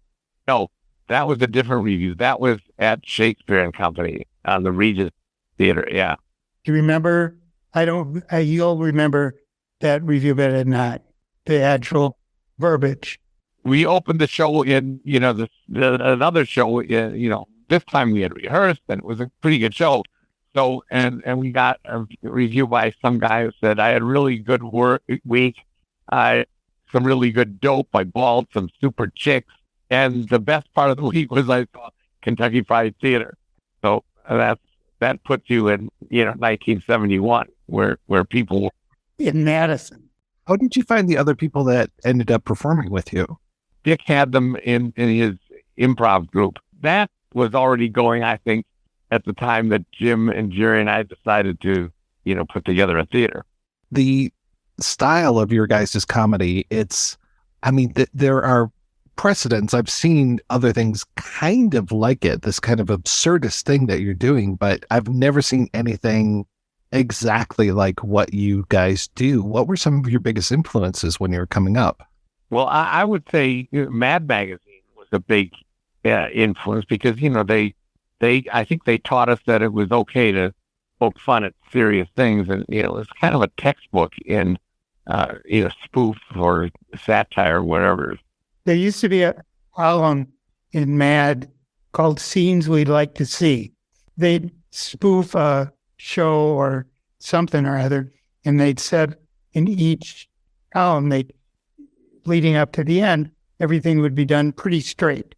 The actors would be pretty straight. The scenery would be pretty straight. Everything would be pretty straight. And then finally, in the last column, they'd kind of pull the rug out from everything and make their joke. And for us, the influence on us was that's a good way to approach comedy. Set it up the way people are used to seeing it in a serious movie, and then we can pull the rug out from under it at the end. When do you say, okay, we think we can make this if we go out to Hollywood and start writing and directing out there? That's a pretty big move. We had done the show for a year. It seemed like, probably a year in Madison, and it was packed. And we kind of used it as a way to kind of refine whatever we were doing. So we fine-tuned things, and we had 2 really good shows in Madison, and we figured we could combine them. We didn't think audiences could be that different in, any big city, whether it be LA, Chicago, or New York, or wherever. So because we were performing something new, and it was kind of, it was different than whatever was being done at that time. There were some other groups like the Committee and the Pitchell Players and Second City. Those other groups had a sort of political bent to them, but we instinctively stayed away from politics. That just wasn't our thing. And the other thing about why California is we had a goal. We wanted to be on The Tonight Show. That was our life plan. There were some sketch groups on The Tonight Show, and we thought, well, we could do that. We had material not really similar to what the sketch groups were doing on TV at the time, but we certainly thought we could do as well. We figured if we could just be in the Tonight Show, then we could go on to fame and fortune immediately. So we did move out. We loaded up a U-Haul truck, made the move, started another theater in L.A., which was in West L.A. on Pico Boulevard, near not too far from UCLA. So we were attracting a college crowd and a city crowd, and really within months we were asked to be on the Tonight Show. The building where we had the theater, David had made and Dick had made a trip out to L.A. a couple months earlier and found it, and it was a vacant, dilapidated drug rehabilitation center. And so we rented the building for $300 a month and renovated it and put in the theater and seats and a control room with all the technical stuff. And we lived upstairs in an apartment upstairs, right above the theater, which was very convenient. And at first, when we opened the theater, started doing shows, the audiences were so small that after the show, we would take them upstairs and give them a tour of our apartment. I think it was before the show. Was it before? Yeah, because we wanted to loosen everybody up so that, because we were embarrassed performing for, 13 people. On a good night. I mean, that must have been quite a shot in the arm to be able to perform on the Tonight Show. We were very excited about it. I mean, I don't know how much good it did. I mean, the audience laughed pretty hard in the studio, but it didn't really come off that well on TV because I think it was more suited for, live stage audience. Johnny Carson was off for the night, so Joey Bishop was the guest host. And his introduction went something like, well, I've never seen these kids. I understand they're from Milwaukee, and I'm not sure how good they are. They must be scared shitless. Please welcome Kentucky Fried Theater. That was our national debut. I mean, for years when we went back to Milwaukee after that, we had to apologize to people for staying up late that night. They had to stay up 2 nights. We got bumped the first night. What kind of material did you guys do?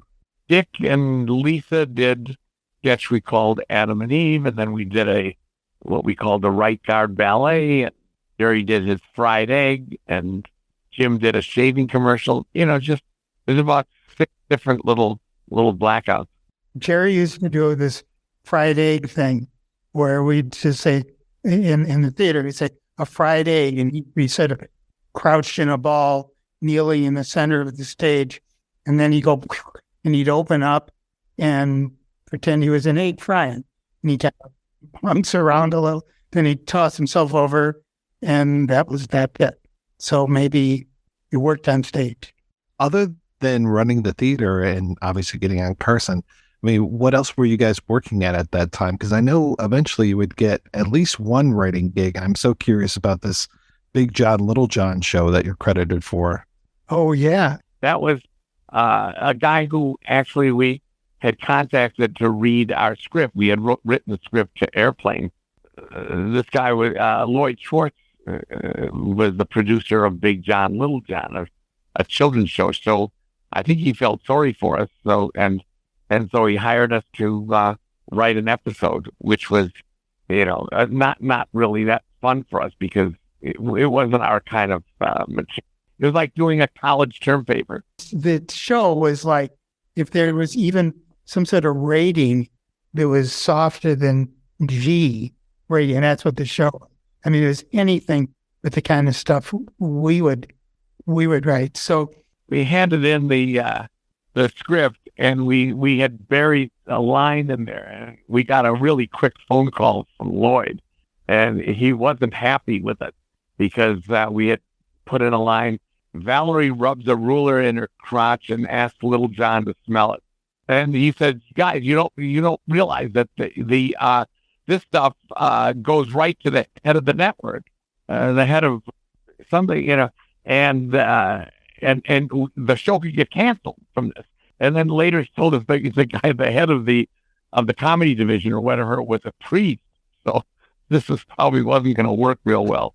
Yeah, when we were doing the theater, the way we would get material to spoof for the theater would be to leave the tape machine on all night.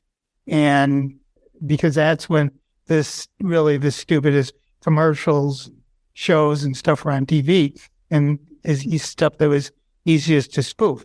So one morning in the early 70s, we got to work and looked at what we had recorded the night before, and we recorded this movie called 0 Hour, which was a 1957 melodrama written by Arthur Haley, starring Dina Andrews and what was the Linda Darnell, Shirley Hayden. Yeah, and it was perfect. It was the story of a guy who was a veteran with PTSD, and he had been a pilot, and he had to chase his girlfriend onto an airplane, and she was a stewardess, and eventually he wound up having to land the plane in order to get his girlfriend back. So it was the model for Airplane, and eventually we got the rights to 0 Hour. We bought the rights for $2,500, and we wrote it as a comedy, and the story was so good. It was as though someone had given us a Christmas tree, and all we had to do is hang some ornaments on it. That movie is so much like what you're talking about with that last panel, because it's so much like watching the movie now, watching 0 Hour now, I fill in the punchlines from Airplane. You give me this, they give us the setup, and then you give me the punchline. Exactly. It's amazing. Right. Yeah. And by 74, I want to say, Groove Tube had come out. I know Loose Shoes is later. How does Kentucky Fried Movie come out? How do you actually make that deal to make this movie? We put our own money in making 10 minutes of it, since it was, the movie consisted of, I think, 22 different sketches. We did 4 of them, and I think we put in about $25,000 of our own money. John Landis agreed to, it was before he did Blues Brothers or Animal House. We got to be friendly with him, and he agreed to direct the 10 minutes for free. And Bob Weiss, who's a producer who we worked with for many years after that, agreed to produce the 10 minutes for free. So that was a big step in the right direction.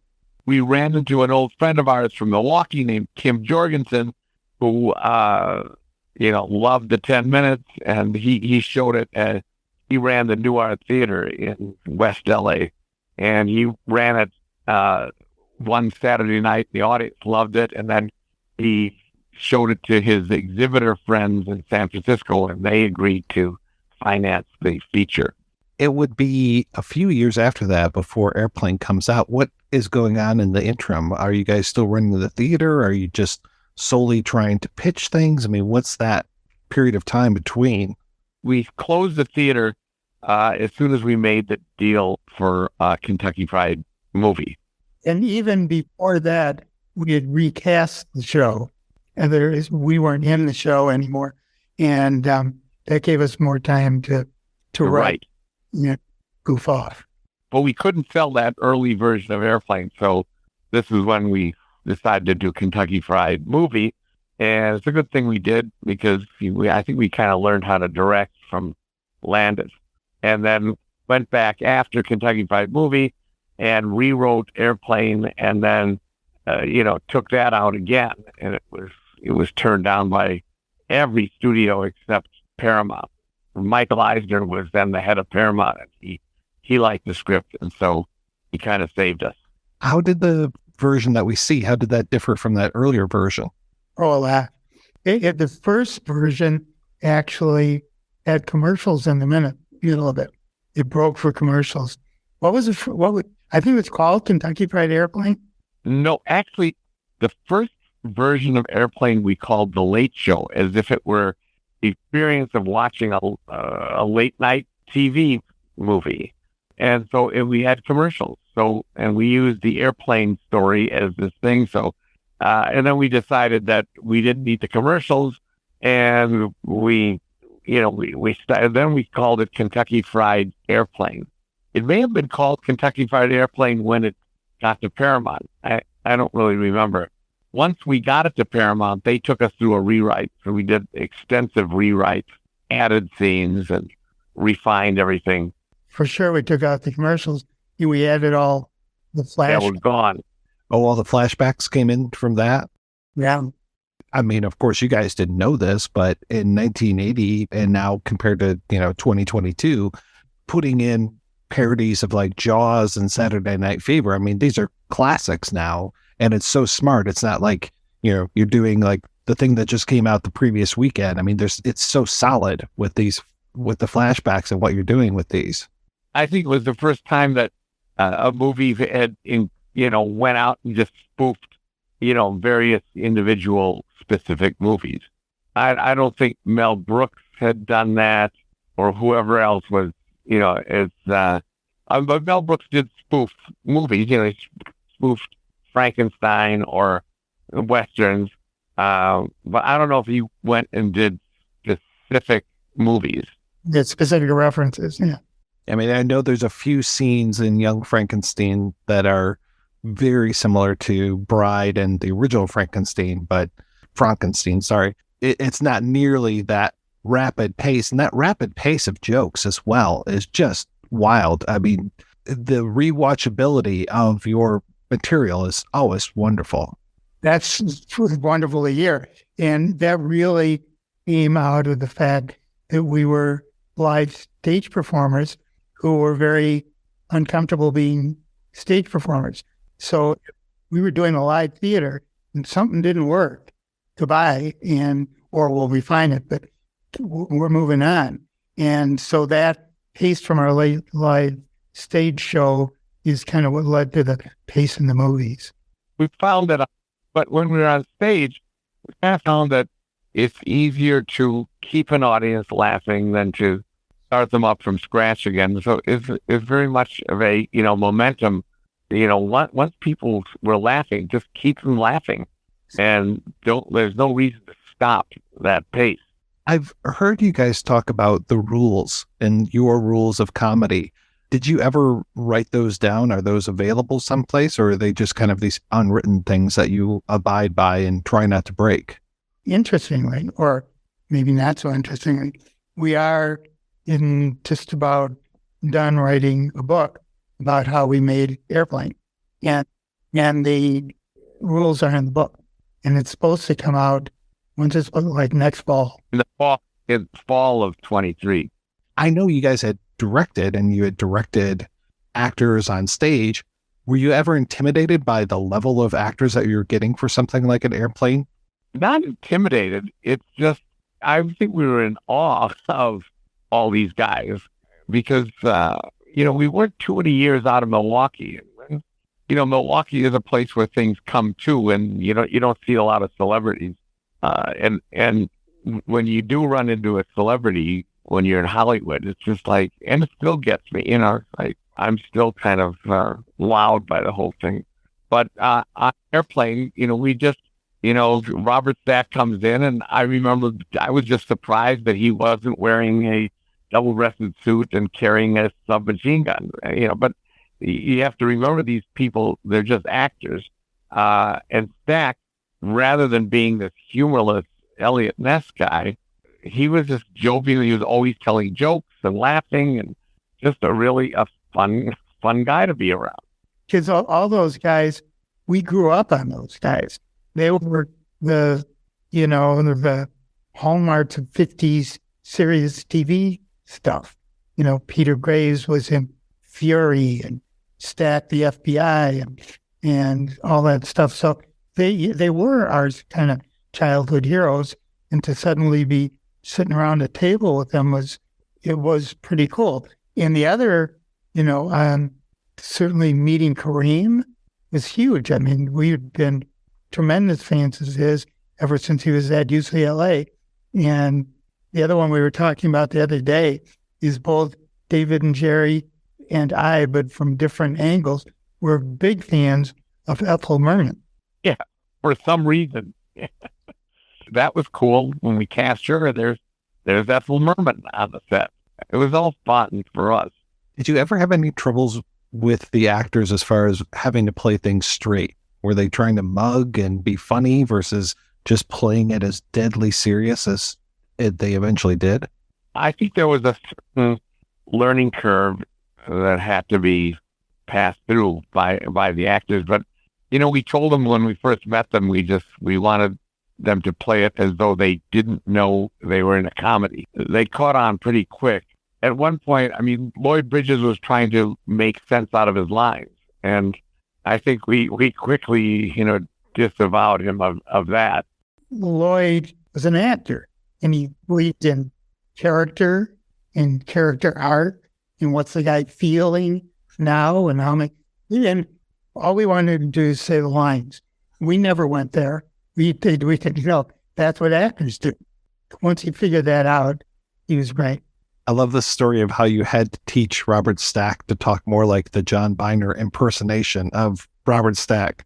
Yes, because when he read those lines, he was just reading it like a normal person, not like Elliot Ness. So Jerry had to follow him around the stage while the cinematographer was lighting the set.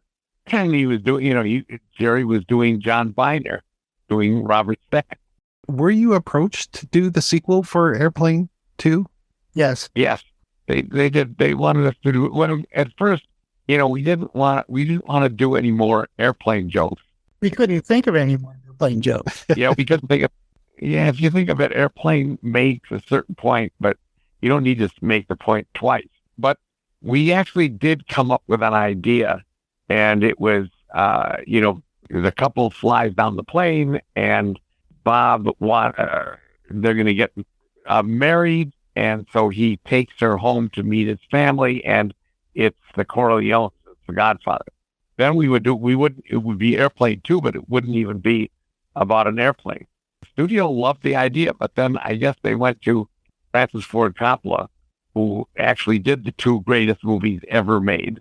And I think he wanted to still do a Godfather 3. So everybody would have been better off had we actually done it. So.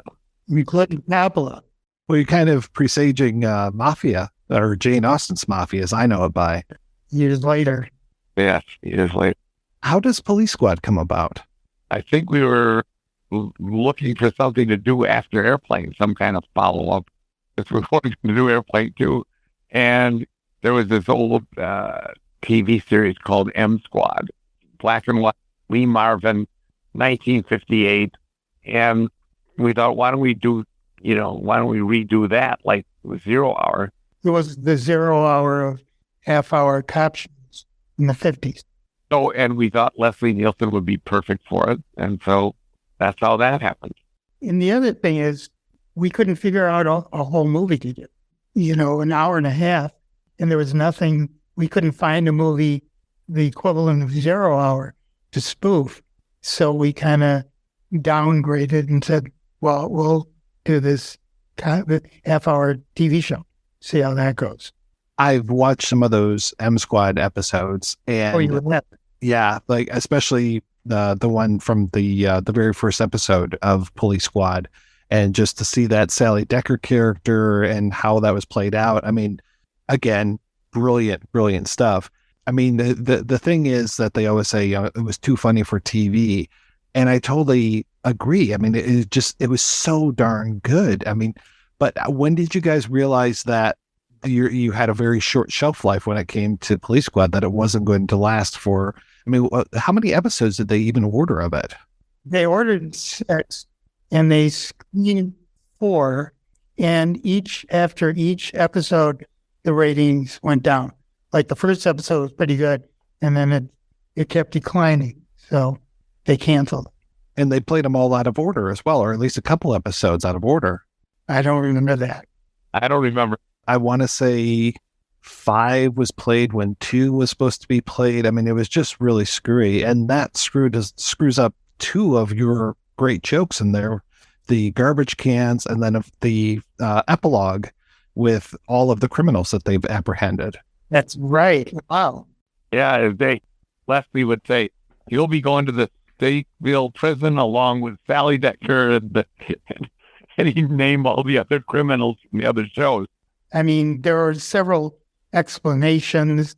You had to watch the TV too closely. I think Tony Thomopoulos, or somebody told us also that in these half-hour comedies that sustain, you really lock into, identify with a character.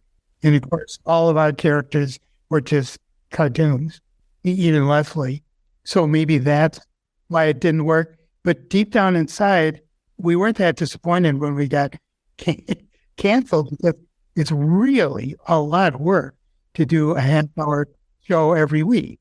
You know, you have to go to writing, editing sessions, and onto the set and do stuff. So, and we're not used to working that hard. But we could never sustain that kind of load. So then Tony Thomopoulos wanted us to try to get us to put on a laugh track, and we kind of knew that he was right, but we couldn't put it on a laugh track because it's not, the show isn't supposed to be funny. So it was we did sympathize with him, but it just wasn't right for TV. And of course, it had the happiest of endings because it wound up in Naked Gun. That's right. I know you guys wrote and directed the first episode of Police Squad. When it came to the subsequent ones, you had, a couple pairs or triplets, I suppose, of writers and different directors. How much input did you have when it came to their stories? I mean, did you have like a Bible, a show Bible for that? Did you have a very solid showrunner for the show so you knew it was in good hands? I think Pat Proft was the head writer. I don't remember that we had a Bible or knew what one was at the time for the show. I don't think there was a showrunner. Maybe I don't remember there was. Yeah. Were we the showrunner? We may have been the showrunners. Yeah. I do have to ask one more question about Police Squad, which was around the story of John Belushi being in one of the opening deaths. Is that true? Yeah, it's true. And he came in one time. Here, this is true. He came in and we were talking about how he wanted to die. And he said, the way I want to die, because we killed a celebrity at the beginning, the way he wanted to die was to tie himself off and shoot up. And we, of course, said, we can't do that. So we wound up tying a big stone to his feet and dropping him to a swimming pool through the lens of a camera. So first you see the rock or whatever, and then you see his feet, and then you see it's John Belushi drowning. But he died before we could air that. On the set, the divers were supposed to then, get him up to the surface so he could get air. But I guess there was a little hitch. They didn't get him up exactly on time, and he was kind of choking. He was choking and, spitting out water, but he was okay. And he said, "I'm okay. I'm okay." And so we all started saying Belushi was best remembered for his work on Saturday Night Live. Later, he did movies. We were telling him his own obituary. And it was just a couple months before he actually died. Oh, man. Yeah. Oh, man. So you ended up shooting Top Secret over at Pinewood. Why Pinewood? Why was that made there rather than California? Money. The exchange rate back then was very favorable, and we could do it. And by the way, that wound up just being a huge blessing. I mean, spending a year in London and working with that crew. I mean, most of the crew had worked on Bond movies. I mean, they were really talented, and it wound up being, even though the movie didn't work, it was a great place to shoot it. Yeah, you guys are really down on the film when it comes to your audio commentary. Why do you say it doesn't work? I mean, for me, it's one of my favorite films. So, but I know there's that always, the outsider looking in, but what is it for you guys? Why doesn't that work for you? The main thing is that we didn't give Val Kilmer a character arc. That was, we kind of joked that we didn't put a plot, but there was a plot. It was a definite plot. It's just that we didn't give Val Kilmer a specific character arc. He didn't, and that's so important that he's got to have something intrinsically wrong that he's got to solve. He had no character. He was just a guy. Well, and not only was he a guy, but he was kind of a jerk. I mean, he was kind of a rock and roll star guy at the beginning. In the middle, he was a arrogant rock and roll star guy. And at the end, he never changed. And of course, what Dave and Jerry and I react to is it didn't get good reviews and didn't do well at the box office. So our reaction is grounded in reality. But it has the best jokes of any movie we've ever done, I think. It's just like the jokes are great. So, and probably more jokes than Airplane. But it's a lot like, the Marx Brothers did a movie called Duck Soup, which had more jokes than Night at the Opera, yet Duck Soup flopped and Night at the Opera was a huge hit because it had, good character arcs. And I think the other thing that we really beat ourselves up about 30 years later, or whatever, 40, is that right in front of us was this why Airplane worked. And largely, yes, the Joker Goodner, but it had a rock solid 3-act story. So people were stuck with the story. And we didn't take that lesson from Airplane. We wrote it, we made Airplane, we saw how successful it was and everything, but we failed to realize for years that a lot of that success had to do with this Arthur Haley's story, his character art and stuff. So part of the reason we beat ourselves up is that we didn't learn that lesson at the time. We thought, oh, wow, we're so cool, we can just do jokes for an hour and a half and the movie will be a success. The way that you kind of hung jokes on 0 Hour, were there any particular films that were the inspiration? I mean, obviously you've got Blue Lagoon and things like that, but any Elvis films or spy films that you wanted to hang the jokes on for Top Secret? Oh, there were dozens. We watched a lot of, those black and white World War II spy movies that were made during the war. And then there was, then we threw in other spoofs along the way. And the plot was kind of an amalgamation of those basic plots of those World War II spy movies. The hero is dropped behind enemy lines, links up with the French resistance. That was a theme of a lot of the movies that we watched. And the other lesson that we didn't learn from Airplane is that if you're going to do a parody, you need to find a single genre. To try to merge, World War II movies and Elvis Presley movies, that just dissipates the focus. And if you look at any successful parody, the ones we worked on, other people, they take dead aim at a single genre. And then you can do little offshoots of making fun of this movie or that. But it's really a parody of a single genre. And it has to be grounded in reality. Yeah. Another way. There wasn't much real about Top Secret. It was, Val Kilmer in his documentary said he's still trying to figure out what the movie was about. Well, obviously, it's Dr. Paul Flammond has to be saved. So, right. No, the plot made a lot of sense, but it wasn't the bad guys weren't East German communist soldiers. They were World War II Nazi soldiers. And Nick Rivers was from 1957. So I don't know. He played some kind of Elvis character with the audience being, from the Beatles audience. Right. So we showed those extras videos of the Beatles audience, and those girls did individual characters from those videos, from those Beatles audience. Can you tell me a little bit about the songs? Because I find it an interesting mix of pre-existing with your Tutti Fruttis and then some very great original songs, especially, of course, the skeet surfing, sorry. So here's the origin of skeet surfing. We can talk. When we were doing publicity for Airplane, Dave and Terry and I we weren't used to doing that stuff. And you basically do one interview after another for a couple months. And there's like a handful of questions any interviewer will ask. So we decided to have a contest among the three of us to see who could get the biggest lie printed from an interview. And so we would make up all this stuff during the interviews. And one of them, somebody asked, well, what do you guys do back in Southern California? And we said, well, we do skeet surfing. And we made up skeet surfing and it got printed in some, country or somewhere. Anyway, so that was the origin of skeet surfing.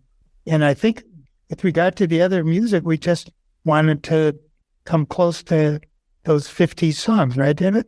Yeah, it was 50s and 60s, quasi Beatles and Elvis tunes, and we there were different writers who wrote each song. And some of them, some of them actually were writers from the 50s. He had written popular songs in the 50s and 60s. That's right. A couple of the writers were from the band The Turtles. Right.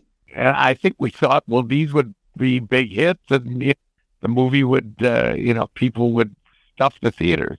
And then the score itself, the Maurice Jarre score itself, and having like the Hillary theme and everything, it's really well made. Right, he was wonderful. Were there any challenges of making this in England versus making it in the U.S.? I know you said that the prices were a lot better, but were there any downside to it? We realized, like, in America, everything is about money. You can buy anything for money. And at Pinewood, if you wanted to go overtime, you couldn't just say, okay, we're going overtime, and you'll be paid, 3 times scale or whatever. It's the crew votes if they want to work overtime. And usually they didn't. Yeah, usually they didn't. The other kind of wonderful thing about shooting in London is we were only allowed to have one American actor. It was Val. And we had to cast the whole rest of the movie in London. So we got, what's his name? Harry Ditson. The guy who was he was the butler on that series. I forgot his name. And the acting, and I remember casting sessions in London. And in London, actors act. They were they're busy. Really good. Yeah, there's a big theater community. So actors it's not as though in LA, I don't know, I guess actors have to go to workshops and stuff. But in London, they act, and they were always busy. So the quality of acting during the tryouts was just, we were blown away during the auditions. Really, really good actors. And I think there were some American actors there, but they happened to live there, so they were eligible to be in the movie. Thought there was some of them were Americans. Jeremy Kemp, what a face and what a great character. He was a fish in water with that character too.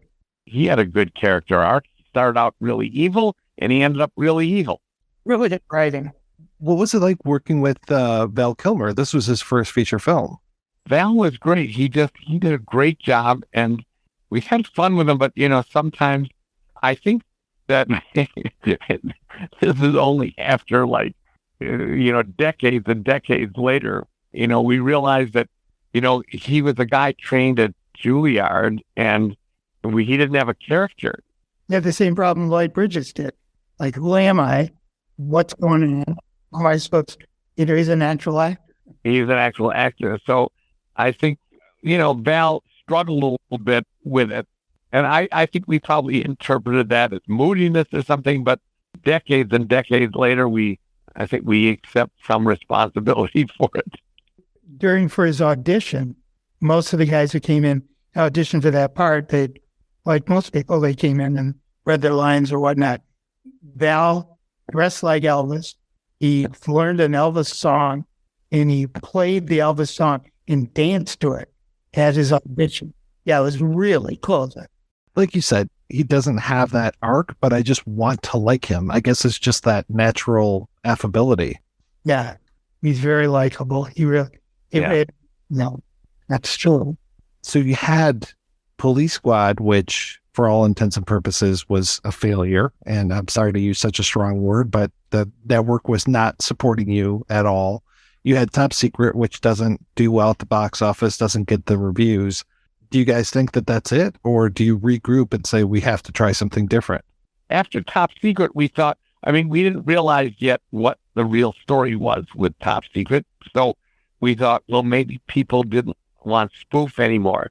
So I think that's why Ruthless People had a certain attraction for us. But I think we wanted to do a movie that was about story. But I think we never lost faith that we could still do movies again. We still wanted to do movies. How much influence did you have on the story of Ruthless People? Because this is the first time that you're directing something that you didn't write, if memory serves. We had very little influence. The story, Dale just wrote a wonderful farce script, and there wasn't, I don't think we worked on the script and did a little fine tuning, but it's really, if you just stand back and look at the script and follow the story, it's wonderful farce. And it was neither, it just didn't need that much work, yet. And if you were to ask Dale, even back then or today, he wasn't particularly thrilled with the way we directed it. Because, we made Danny and Bet and everybody, the whole story, very big and broad, and he had something much more subtle in mind. So he stopped coming to the set about halfway through the movie. I remember seeing that in the theater, and the audience ate it up. It was so good. I think we did it right. It may have not have been exactly what Dale had envisioned, but and I think we did add that videotape plot where, of course, Dale wrote where they watched the videotapes. He wound up eating a little bit of humble pie because he hadn't directed at that point by himself. So, and then when he did, he got a little more of an idea of all that's involved. That's right. Yeah. But he had a very successful career after that. We run into him all the time. And, there was a showing of Ruthless People somewhere, and he did the Q&A with us. He lives pretty close by, and up until a couple of years, there's a big front yard in his house, and up until a couple of years ago, he had a big sign on his front door that said, "Fuck Trump." So everybody walking by, open street. When it came to The Naked Gun, I've got a couple questions about that because, David, your name is the director on that one, but yet it's the team as the writers. And then Jim, same year, I think, you are directing, is it Welcome Home, Roxy Carmichael, if memory serves. Is that why it's not the three of you as directors, or did you just decide, we're going to divvy up this work a little differently? What's the story behind that? I kind of took point on the whole Naked Gun thing. We all wrote it together, Jerry, Jim, and Pat Proft, and me. And I was always going to direct it myself. And I thought Jim was doing big business at the time. Big business, that's what it is. I'm sorry. Yeah, after, Ruthless People was the only, as you mentioned, was the only script that we directed together, but we hadn't written. It was a completely different vibe.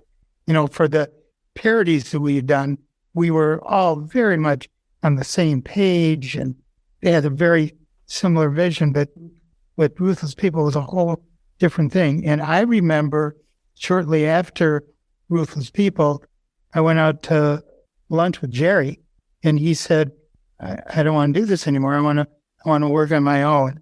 The direct quote was, I want to see how high I can fly on my own. And which made all sense in the world. There's no hostility or anything. And so that's when we started to branch out more on our own. And I think Jerry's first deal out of the box was Ghost. Not a bad way to start off. Not a bad way to start. Was it Naked Gun 2.5? From the director of the brother of the director of Ghost. Yes. Brother director of Ghost. Well, great. When I saw Ghost, I called Jerry right away, and I said, "Well, of course, I love the movie, but I said, that clay modeling scene, we could spoof that. We could do that in 2.5, and there it was. It started off just the trailer, and then I put it in the actual movie.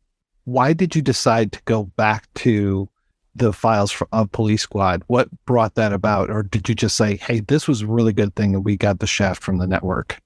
I don't even think we thought that we got the shaft from the network. It's just that it worked on TV, but it was funny. It was funny enough so that, and then by that time, I think we realized that Top Secret didn't work because of plot and character. So the thinking was that if we could do Police Squad as a movie, if we paid attention to the lead character's arc. And that's what we did when we all wrote it. In my recollection is the part of from the files of Police Squad tag is that it was in part marketing, because Police Squad did have a pretty big following even back then, and we wanted to make sure people knew what Naked Gun was about. So in part of that was just marketing. And I might say, and when we went to Paramount to pitch Police Squad, it was like the single easiest pitch. You mean when we went to pitch Naked Gun? I'm sorry, Naked Gun. There's a guy named Uso who ran the studio back then, and we went to the commissary at Paramount, and we sat down and said, we're thinking about doing a movie based on Police Squad. That was it. It was so simple. And to his credit, God bless him, he saw that. I think Naked Gun 2.5 is one of the few sequels that actually made more money than the original one did. Do you think that it was just that you had to reintroduce these characters in the first one and then people were just waiting for the second one? I mean, they enjoyed the first one so much, I guess they wanted to be there for the second one. Like you had said, David, by then, Leslie was a movie star. We made Airplane. It wasn't really a movie. And Naked Gun, here's the guy from, but after the first Naked Gun, Leslie was a movie star. He was a movie star, yeah. The third movie, what happened with that? Why didn't you direct that one, David? I wasn't interested in it anymore.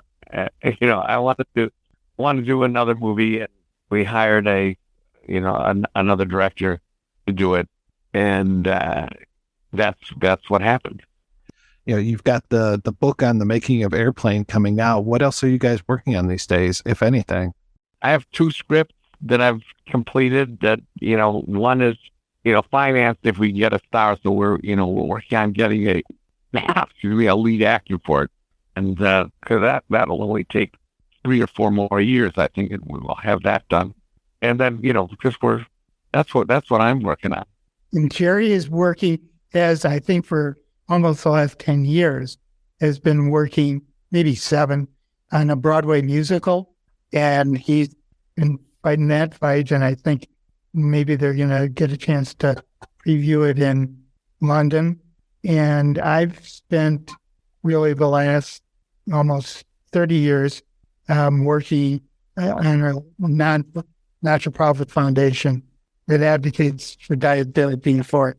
Oh, is that the whole ketogenic thing that you're doing? Yes. Yeah. And that's been a whole completely different career.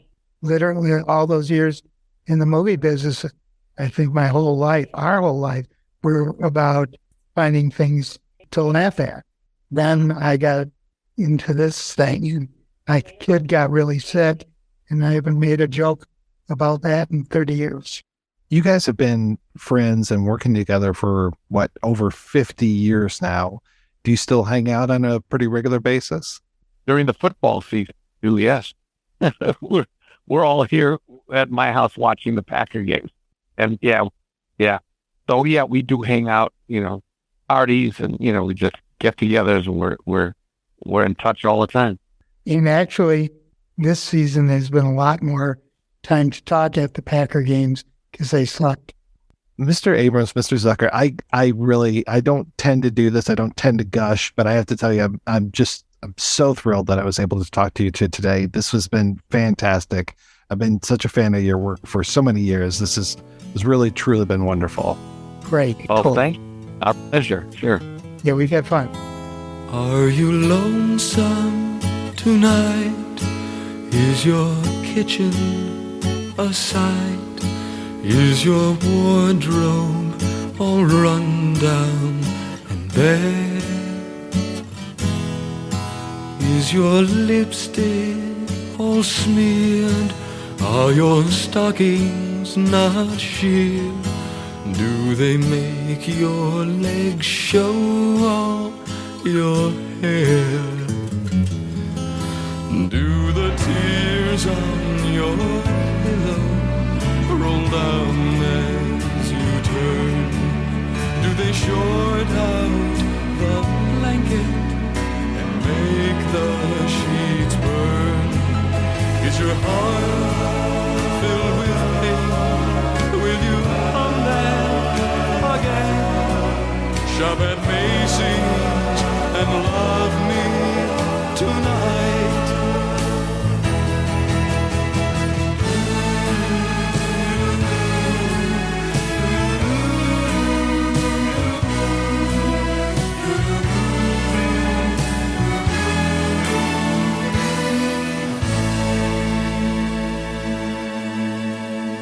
All right, guys, we're back and we were talking about Top Secret, and I think we covered a lot of this. I was hoping to kind of put this in the place of the ZAZ canon. I think we did a pretty good job with it, but having sat through Airplane now, all the police squads, all the Naked Guns, and we talked a little bit at the very beginning as far as where we would put this in the pantheon, but I just kind of want to get some last thoughts from us as we've gone on this whole journey. It's a journey I wouldn't mind continuing someday if we ever want to branch off into like Zuckerville and Abrams films, those kind of things. But I don't know. Not this show. Not From the Files of Police Squad. I think we put the capstone on that one. So until the reboot comes out. Yeah, Yeah. shit, we are. We're going to have to do a trailer reaction video too. Yeah. Yeah. Oh my. Oh, whoa. Yeah, man. That's crazy. Remember that callback? Whoa. OJ's in the movie. I'm getting my face ready for the thumbnail.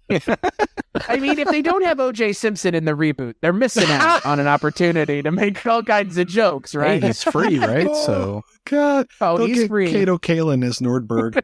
Yeah, right. He's home free. You know, I'm really glad we watched all of these movies together and TV shows, because to get to this point, it kind of all coalesced while watching Top Secret, as it were. Like, this will probably be the one that I remember out of everything that we've watched, not only because it's the only thing I hadn't seen, but it's the thing I think I ultimately enjoyed the most, even more so than Airplane, which I, like you said, Mark, like Airplane, I would say this much, this might be my favorite thing that they've done, all three of them, but I can 100% understand why Airplane is the better movie and more important movie. But this might be, having watched it twice now and wanting to watch it a third time, this might be my current favorite thing that I've seen of theirs. And this is, I think for me, I'll remember, because I even remembered some of this movie having not seen it in over 30 years. Peter Cushing, Eyeball, I mean, that's, you know, the phone, a lot of the sight gags I can recall from the very first times I've watched it. It's like Airplane, where those things will settle with me. I can barely remember 90% of the Naked Gun films that we've watched fairly recently. Like, I can't remember what one had the dance scene that is sort of a callback to this movie. I don't know if that's in 1, 2, or 3, because they all sort of mix together. I think I still prefer Airplane, and I do have a soft spot for Kentucky Fried Movie. I really enjoy that. I don't watch it very often, but a lot of times when I want to watch a skit-like movie like that, it will be Kentucky Fried Movie above, you know, like Groove Tube or some of the other ones that came out around that same time. You know, I know they didn't direct that one, but still, I hold that one pretty high up on the list too. This, for what we've watched, this is definitely second only to Airplane, and then Police Squad. Some of the episodes of Police Squad would take up, you know, 3rd, 4th, 5th, and 6th, and then on down to Naked Gun. The Locksmith episode, that and the pilot, the first episode, those two are probably my favorites of the police squads. And I used to think that I loved all of them, and I think I like all of them, but I think some are definitely more successful than others. There are a few that I love, few that I would take home to meet my mother. I still think that first Naked Gun is really good, though. It has some of the, it has some of the best gags, and it has some of the best repurposed versions of the gags, too, in all of the things that we've seen. But it also has some of the best original sequences, like in Vincent Ludwig's apartment, assault with a concrete dildo, Frank, like all of that. Everything in the third act of the movie is about as solid as you would hope for out of a comedy film of that ilk. But, I've never seen Kentucky Fried Movie. That's on the short list of things to watch now because of having done this with y'all. But the flavor of all of this is really the same, though. It's vanilla, French vanilla, old style vanilla, homemade vanilla. Like, it's all, I'm not saying it's vanilla as in it's plain, but I'm just more speaking to the idea that you can have similar flavors of the same base idea. And I think that jokes every 5 seconds constantly, regardless of what it is really, the base idea here is just bombard the audience with jokes. And that is always the case. That is never not the case in any of these. That is the through line. If there is any through line, it's bombarding you with jokes. And there are not very many things, if anything, other than these kinds of movies that are really successful with that base premise of constant joke bombardment. Because we've seen what it looks like even with Leslie Nielsen later in his career, where people would go, hey, I've seen them do that with Leslie Nielsen. I can do that. And it's like, no, you cannot. Because ZAZ could barely even do it later on with him as well.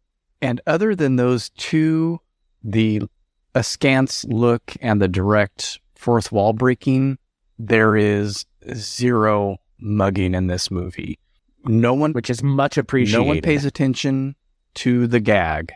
And it just seemed like they abandoned that pretty much after this film. And I love that in this movie. Everybody is the straight man. I love that.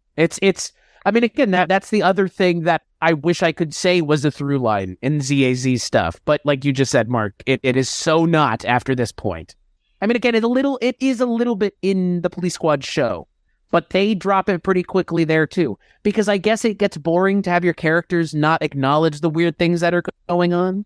Yeah, which I would disagree with. I don't know what push away from it was. I would be curious to hear if they've ever addressed that anywhere. Because it's a very conscious choice to go away from the straight man is the purpose of the piece, and everything else happening around him is the comedy. They really dropped that, and it's a shame. It is. Yeah, this for me is where things take a turn, after this is what I'd say. So I'm all about, I already said my favorites of their stuff. And Chris, I can't wait for you to see Kentucky Fried Movie, because there's actually a call out to Nebraska in the movie. One of my favorite lines of the entire film. Big Jim, former tight end for the Kansas City Chiefs, is outfitted with various whips, chains, and a sexual appetite that will knock your socks off. Big Jim has satisfied women throughout the world, and the capital of Nebraska is Lincoln. We in this little landlocked state get a shout out. It's an oddly specific a joke as using your high school's anthem for the East or the West German national anthem. It's as oddly specific a joke as that. Yeah, East German. Yeah, and the East German Olympic. Oh my God! That was a big that when that joke comes up, I'm like, I remember those days because their track and field team and their swim teams always got called into question. They got tested, but I'd like to point out that the Russian. Their estrogen levels. Russian Olympians are still doing it, man. Oh, God, yeah. Yeah, I saw that Icarus documentary. Holy shit. Yeah, they're still doing it as recently as last year. One thing I really wanted to quickly call out here, because I think we talked about this behind the scenes when we were doing the Police Squad series, is we noticed that the poster for Airplane is an airplane with a knot in it. There are posters for Top Secret with a submarine with a knot in it, which I think is supposed to call to Dr. Flammond and the whole submarine that crashes through the wall.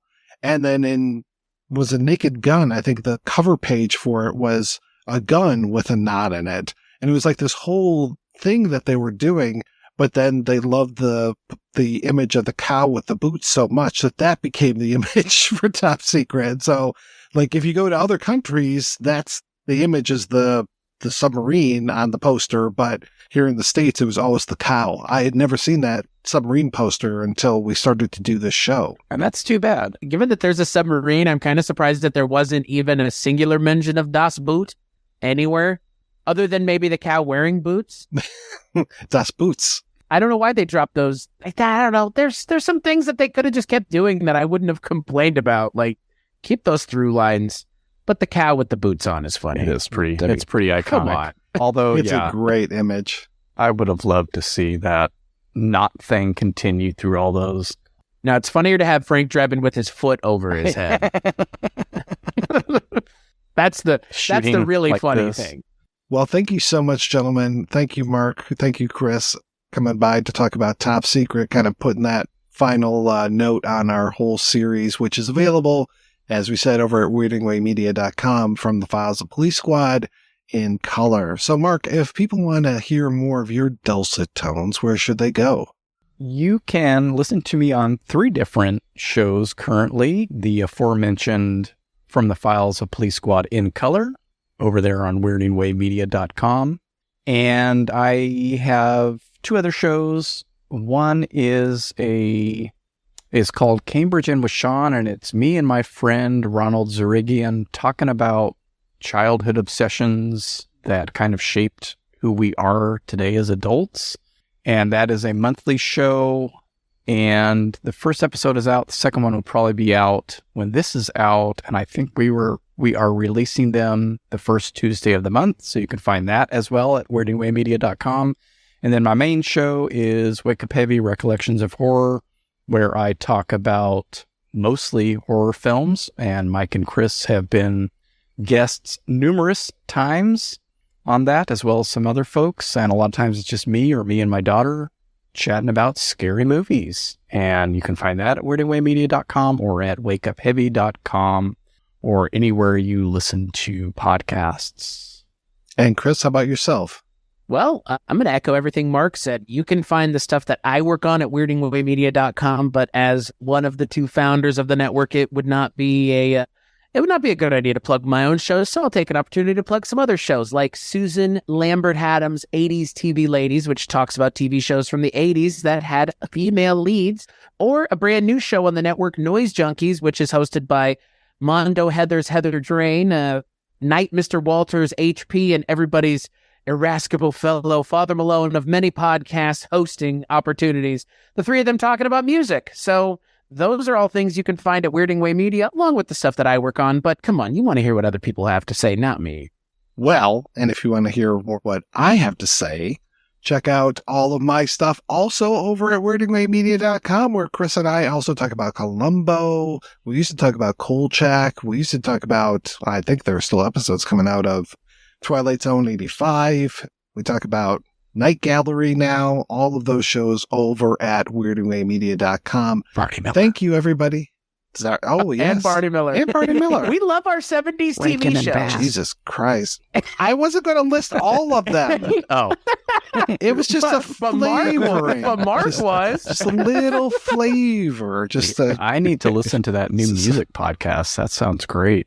Yeah. He needs. Mark wants you to give away all 31 right here. All 31 flavors. Yeah. Do the Police Squad bit, and at the end, go through the whole fucking list, and then your last one is and the projection Sally booth. Decker. Yeah. Yes.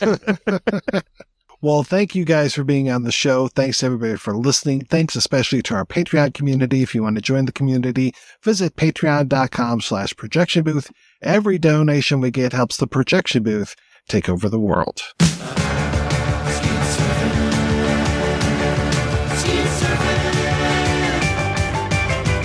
everybody had a 12 gauge and a surfboard too, you'd see them shooting and surfing, hear them Malibu, because it's totally bitchin', riding waves to glass clay pigeons.